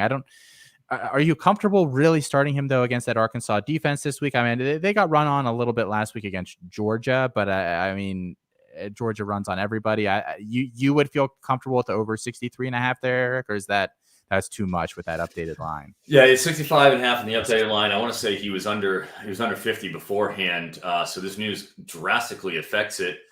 It's a pretty competitive line. Certainly, it's not something that really jumps out at me off the top of my head, but let's give it a shot here. I'm going to try to pull it up and go game by game with Parrish in terms of what he's done. I know he was very productive last game. I've got it here. Overall on the season, he's got 36 carries for 223 yards, 6.2 yards per carry. He also has 9 receptions for 87 yards. Against Alabama, 11 for 47, 4.3 yards per carry, 3 catches, added 3 catches for 23 yards.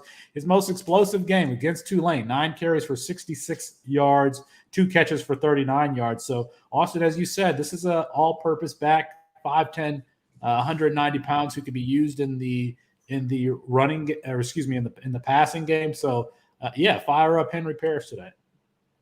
Yeah, they don't. I just checked over Prize Picks. They don't have a line on him, which would have been nice because, as you mentioned, Felix, 3 catches, 23 yards against Bama, 2 catches, 39 yards against Tulane, and 3 catches, 18 yards against Austin Peay. So they definitely, as you said, all-purpose back, 12 points, 18.5 points, 10 points. Where you look at him getting what perceived to be the lion's share of carries this week, I'd like him for double digits, certainly, just based on opportunity alone. If he gets 15 carries, you do the math on that, 6.5 yards per carry. And just the nature, explosiveness of Ole Miss's offense. And this is like this game between Arkansas and Ole Miss. It's like Arkansas went and got beat up on by Georgia. Ole Miss went and got beat up on by Alabama. And it's like the consolation game between those two big ones, So this is almost for the third place trophy if it were a tournament style. So both of these teams are going to be pretty fired up and wanting to certainly assert themselves. But I like Henry Parrish in terms of what I've watched from him, in terms of skill set. And I think he could produce 15 points this week. And if you're in a deeper format, that's really appealing. And if, certainly in C2C, we have 45, bench spots, I would consider playing him. And I think I even have him on my bench in our C2C league, if I'm not mistaken. So that's something I'll have to kick around after we get off. And just so Parrish, $4,800 on DraftKings today for that slate as well. So that is nice deal. An intriguing play as somebody that doesn't play a lot of DFS. I at least I can pick that one out. So that's good news for you guys. Might be a heavy play now though. I don't know. How does that make you feel about the line there overall though in that game, guys? With Mingo out there for Ole Miss and now with Jerry Ely, 2 of their big offensive weapons. I'm trying to pull up that line just so I can kind of see where it's at right now. I took the under on this game, but let's see. Yeah, understandable. Well, in terms of what they had to do, you mentioned Jonathan Mingo being out, who is, I mean, gosh, if you looked at him, he's like a prototype NFL looking wide receiver. He's got the body. He's really physical in terms of, going up and getting the ball. He wants it. I like that aspect of him. Whereas you have Tailgate Drummond, who they want to get out in space and allow him to really make moves because he's so elusive. But what they had to do is, they rotated in Mingo's spot. Like Jaden Jackson ended up getting the majority of the snaps. They rotated a couple of guys in and out, and you'll see more of Brandon Sanders. At least they'll try to, who lit up the spring game, had a nice bowl game as well, but just hasn't carried that over into the season, possibly due to Mingo's success, and obviously Dontario Drummond has been so proficient. It'll be really interesting to see what happens. I gotta think. I mean, I'm kind of on Mississippi here because their defense was absolutely putrid last season, and it's nowhere near as bad, across the board. They, especially that first week, they expected Louisville and Ole Miss to be, an old style Katie bar the door Pier 4 shootout, but they suppressed Louisville to just 24 points, and even that was kind of thrown against air sort of later in the game. It wasn't even that close. The defense is better than they were last year. I think they can stop what Arkansas wants to do, which is just pound it down your throat and then throw a deep shot to Treylon Burks or try to get it to AJ Green in space. So I am on Mississippi. This doesn't affect how I feel about the line as much because I do respect Parrish so much, and because Ely hasn't had the same impact that he had, at least in 2019, where he was so awesome on a per carry basis. I think he was second in the country in elusiveness rating in 2019. And, that metric and his ability to force missed tackles is simply just not been as prolific this season. And that's a concern. So I'm not as concerned about Henry Parrish being there, and it'll just be him and Snoop Connor, plug and play, let it roll. And I'm going with Ole Miss in that. All righty, awesome. So we've been talking about our prize picks here, and I know that Sure. we had kind of mentioned beforehand we might discuss that. Are there any other lines over there, guys, that we really feel strongly about today? We'll obviously go to you first, Eric. Well, gosh, I picked out a bunch of them that I just feel are interesting conversation pieces, and just irrespective of the line, I actually kind of wanted to get maybe Felix's opinion on this a little bit. Jahmyr Gibbs is at 64.5 yards.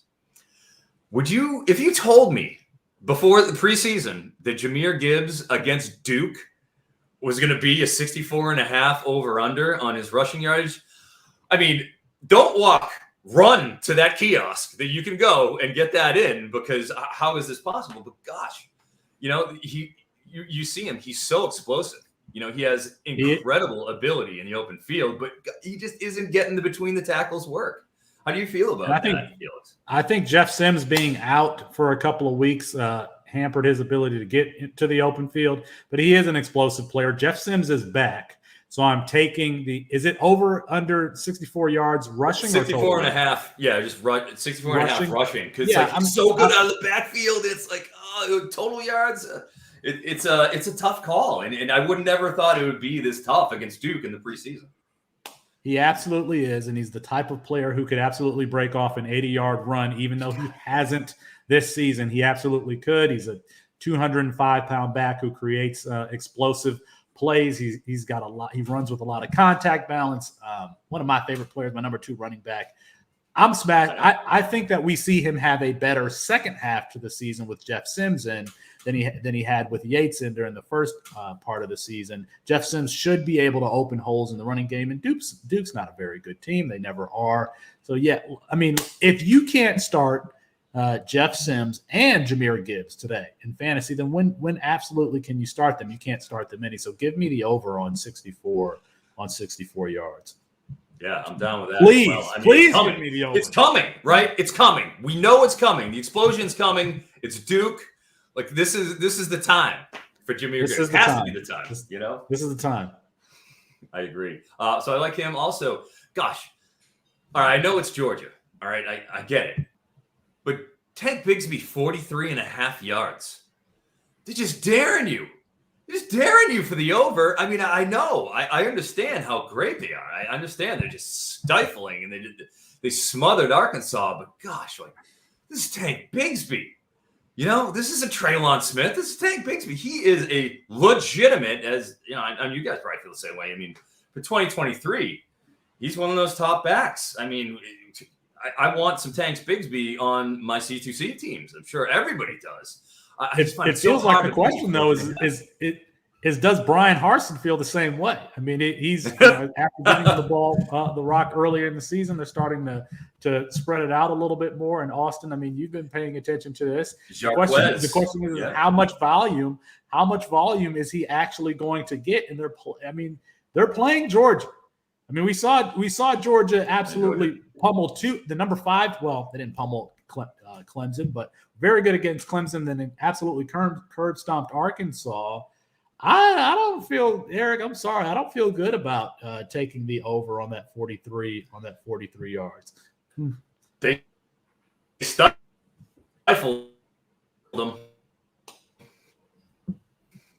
Is that line, do you think, more of a statement of Georgia's defense is that good against the run and in total, or Hunter sneaking up behind Bigsby? I mean, I'm wondering which is more of the factor there to put that line so low. I like the under on that as well, actually. I don't feel good about him at all today.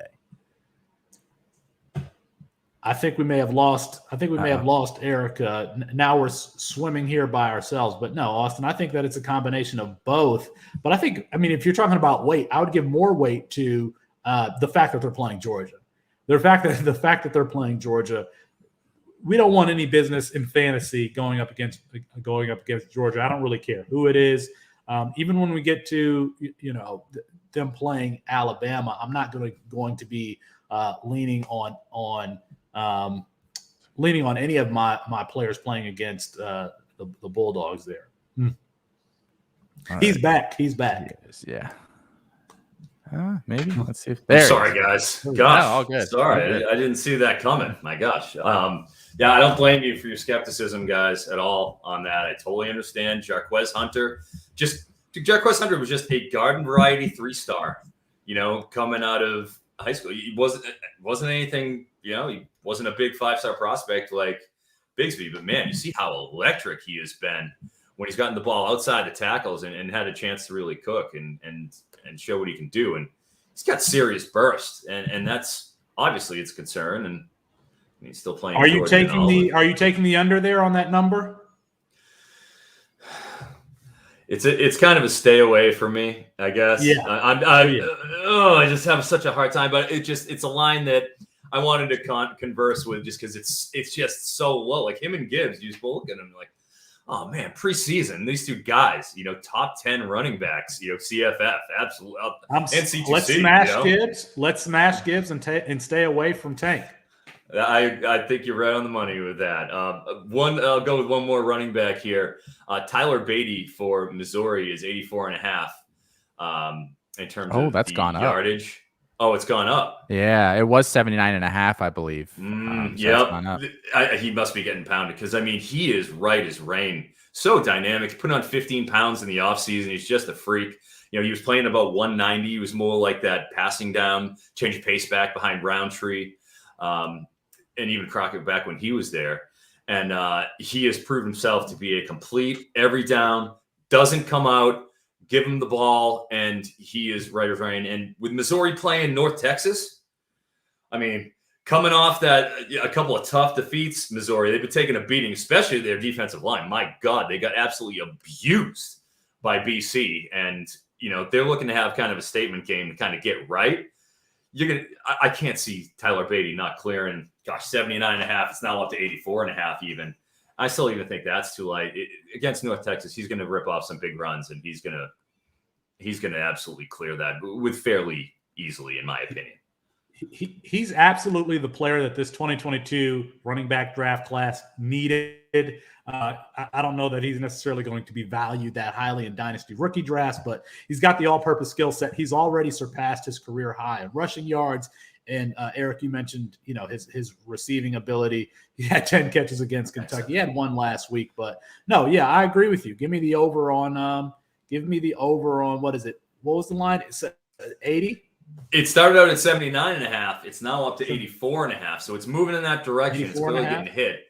And you don't see Prize Picks do a lot of late modification of their lines too. Like you'll see that more with FanDuel and DraftKings. Generally, once they put them out, Prize Picks, they don't adjust them as much. At least if you get them early, obviously you do. So the fact that it's breaking late like that definitely tells me something. He's only surpassed 84 once this season, and that was the first game against Central Michigan where he went for 203. He's more of a all-purpose dynamo than someone he even had 21 carries last week for just 41 yards. Austin, how do you what's he's he got going to get the volume, score? but it's that's a good question. It might be a fantasy score play. That's a good point. Austin, how do you feel about 84 yards? I mean, it is North Texas, and the last kind of explosive rushing game that he had was against Central Michigan. North Texas is a comparable opponent. I mean, do you feel comfortable? Do you feel comfortable? Just one factor that we didn't mention at all here. Tyler Beatty's at 24 fantasy points. Is his 24? line. Yep, he's at 24. Mookie Cooper is supposed to be full go this week, according to head coach Eli Drinkwitz. There, he really hasn't been, and he did not. Mookie Cooper did not play last week against Tennessee. I think that could slightly affect Tyler Beatty. I think I would take the under on that, just barely. I always like his fantasy score and his receiving totals, but that rushing line is probably a little too high for me. Yeah, fair enough. I mean, I'm just saying, I'm looking at North Texas and how bad they have been all season long in terms of not being able to stop anybody. I mean, you've been getting trounced left and right. That's really the motivation for my play here, in that I just think they want to get as many points up on the board as possible, get right, feel good about themselves. It was a absolute morgue on the sidelines last game, and they need to get a little excitement. So, agree to disagree. Yeah. I'll move on to wide receiver if you want. I have an interesting one here too. Another interesting line. Raheem Jarrett for Maryland is 59.5 on Prize Picks. He's 76.5 on DraftKings. He started out in I want to say at about 61.5. That got bid all the way up 15 yards. Another pretty good middle opportunity there with Jarrett. I kind of like that, being that you have 17 yards of kind of leeway.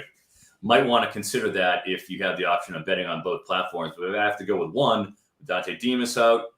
Deshaun Jones should have obviously an increased role, but they're going to have to lean on Raheem Jarrett. They're not playing against Iowa's secondary this time, who has just been absolutely ridiculous. They might have the best defense in the nation. Currently by the metrics, I want to say they have it at second in terms of S&P plus.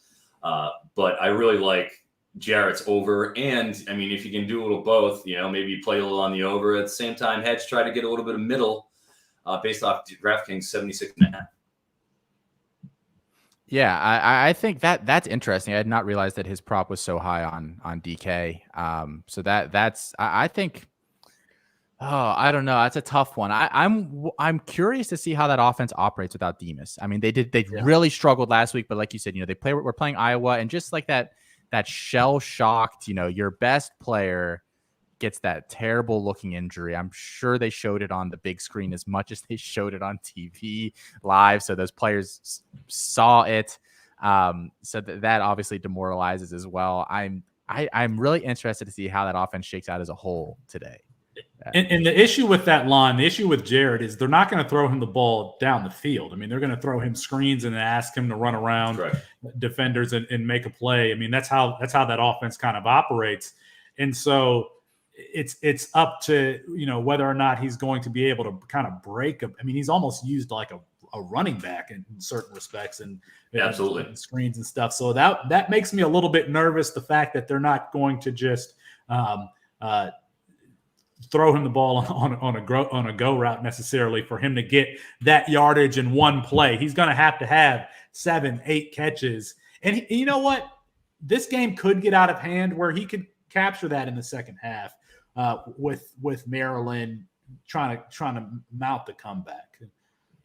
Yeah, certainly. And I mean, you look at him, he cleared the he went for 122 week 1, West Virginia, 67 the week after, 70 against Illinois, and then against Kent State, they kind of didn't even bring him out of the garage. He had 1 catch for 6 yards, and last week 4 catches, 11 yards, and a touchdown against Iowa. So he's had touchdowns in 4 of his 5 games. However, we're looking at yardage. I just think that, Iowa's a different ballgame. This might be a little bit overreaction, to that particular performance where, he had 11 yards. But you're absolutely right. God, Raheem Jarrett, you look at all his high school tape, when I was watching him coming in, and that's what they're doing. They're throwing those designed, wide receiver screens, the quick hitches, the slants, the crossing routes. Like all this stuff was within 5 to 10 yards of the line of scrimmage, and he was just cooking people left and right. Like in terms of athleticism, he is dynamic, and I absolutely love him in terms of how he projects to the next level just based on that. Ohio State hasn't been the stout defense that we've kind of seen. Obviously, they looked really good against Rutgers and really took care of that. But Maryland, you got to remember they looked pretty good before Iowa. They were undefeated coming into Iowa. They beat West Virginia. That's a good defense. They put up 30 points on them. So I just think this is a little bit of an overreaction with Demas out. Even though I usually try to go under on most of my, I try to lean under when it comes to the props because injuries happen and variance. And it's easier to root for something not to happen than it is to root for something to happen as a general rule of thumb. But I just think with Jarrett, you're getting so much line value that you could either go for my money with the over or try to hit that under the middle, excuse me. One more wide receiver, actually, a couple more. Travell Harris at 49.5 yards, I feel is a great deal. They have his receptions set at 6. All right. If you catch 6 balls, you're getting 49.5 yards, in my opinion. They're playing against Oregon State, and that's typically a pretty back and forth affair. With Jaden DeLora at the helm, it's a different offense, so you have to remember they had this couple of games where we had Jarek Arantano and Cameron Cooper out there throwing the ball, and they just looked terrible because Jarek Arantano, is terrible. So I've always been a big, and I love that in terms of 49.5 on Prize Picks. I just think that's a really low line, and he's with DeLora throwing to him. I can't see that not happening, frankly.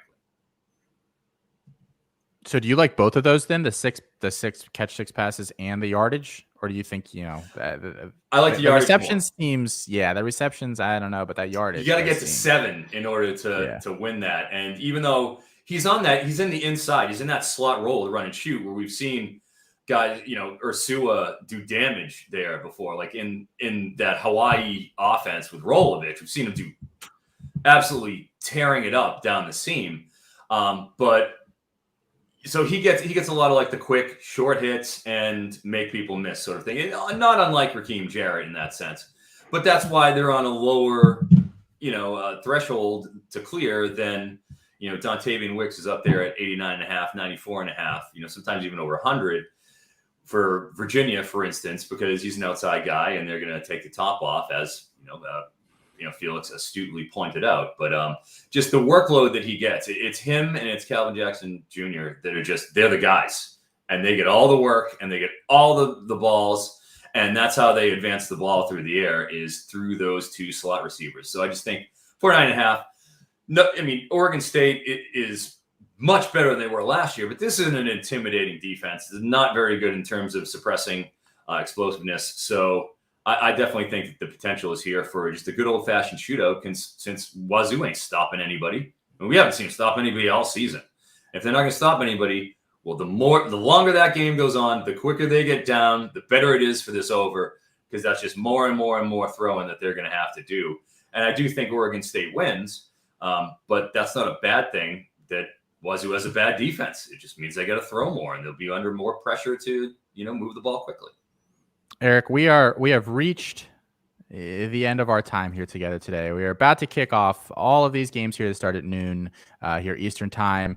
So I want to ask you one more question here, and then we're going to get you out of here. First, we can find you on Twitter at CFF Froton. Is it CF Froton. Yes. Okay. sorry. Because the F for Froton gives you the second F there. Very clever. Totally understand. Find all your work over there on NBC Sports Edge. My last question for you here today: is there a big upset that you like here somewhere in college football? I like Eastern Carolina +10 to beat UCF. I just think UCF is limping into this slate. They have their top defensive tackle, Ricky Barber, who was a freshman All-American last year. He's very questionable to play. Eric Gilliard, who's their top linebacker, top returning tackler, top linebacker this year, top tackler, everything, heart and soul, middle of that defense. He has entered the transfer portal. And Tatum Bethune is their number 2 leading returning tackler. He is also questionable to play, very questionable, didn't play last game. So that's an issue. Plus, you're starting a true freshman quarterback in Mikey Keene. It's his second start. He started last week against Navy. He looked like hell. They lost 34-30. He threw an interception in the last, moments of the game where he could have won. But, the game was simply, moment was too big for him. Isaiah Bowser's not going to play. They've just gone with a committee otherwise. They haven't been able to really lean on anybody on the ground. And Jalen Robinson, wide receiver 1 for UCF, a big CFF guy before the season, top 15 or so wide out. And he's the guy who takes the top off the defense. He did not play last game, and he is questionable. So I think just with all those question marks and with ECU being one of the most explosive teams in the nation, second in rushing marginal explosiveness, is actually first in ISO PPP, but is 120th in terms of efficiency because Holton Allers is not good when it comes to throwing just quick, short, sharp outs. He throws a good deep ball, though, and Snead and C.J. Johnson do a great job of reeling him in, and Keaton Mitchell is electric. I think he's going to be an NFL player. He's just got so much speed. He's a redshirt freshman. He's really taking over that backfield. So I like ECU over UCF. Perfect. Well, thank you again, Eric, here for joining us. Good luck this morning and today, everybody, with all of your college endeavors. We will be back tonight with Coast to Coast, kicking off right around 11 p.m. Eastern Standard Time. So stay tuned for that. Enjoy the day, everybody. And Eric, again, thank you for hopping on. Appreciate it, Eric. Thanks for coming on, man. Thank you, guys. Thanks for having me. Good talking to you.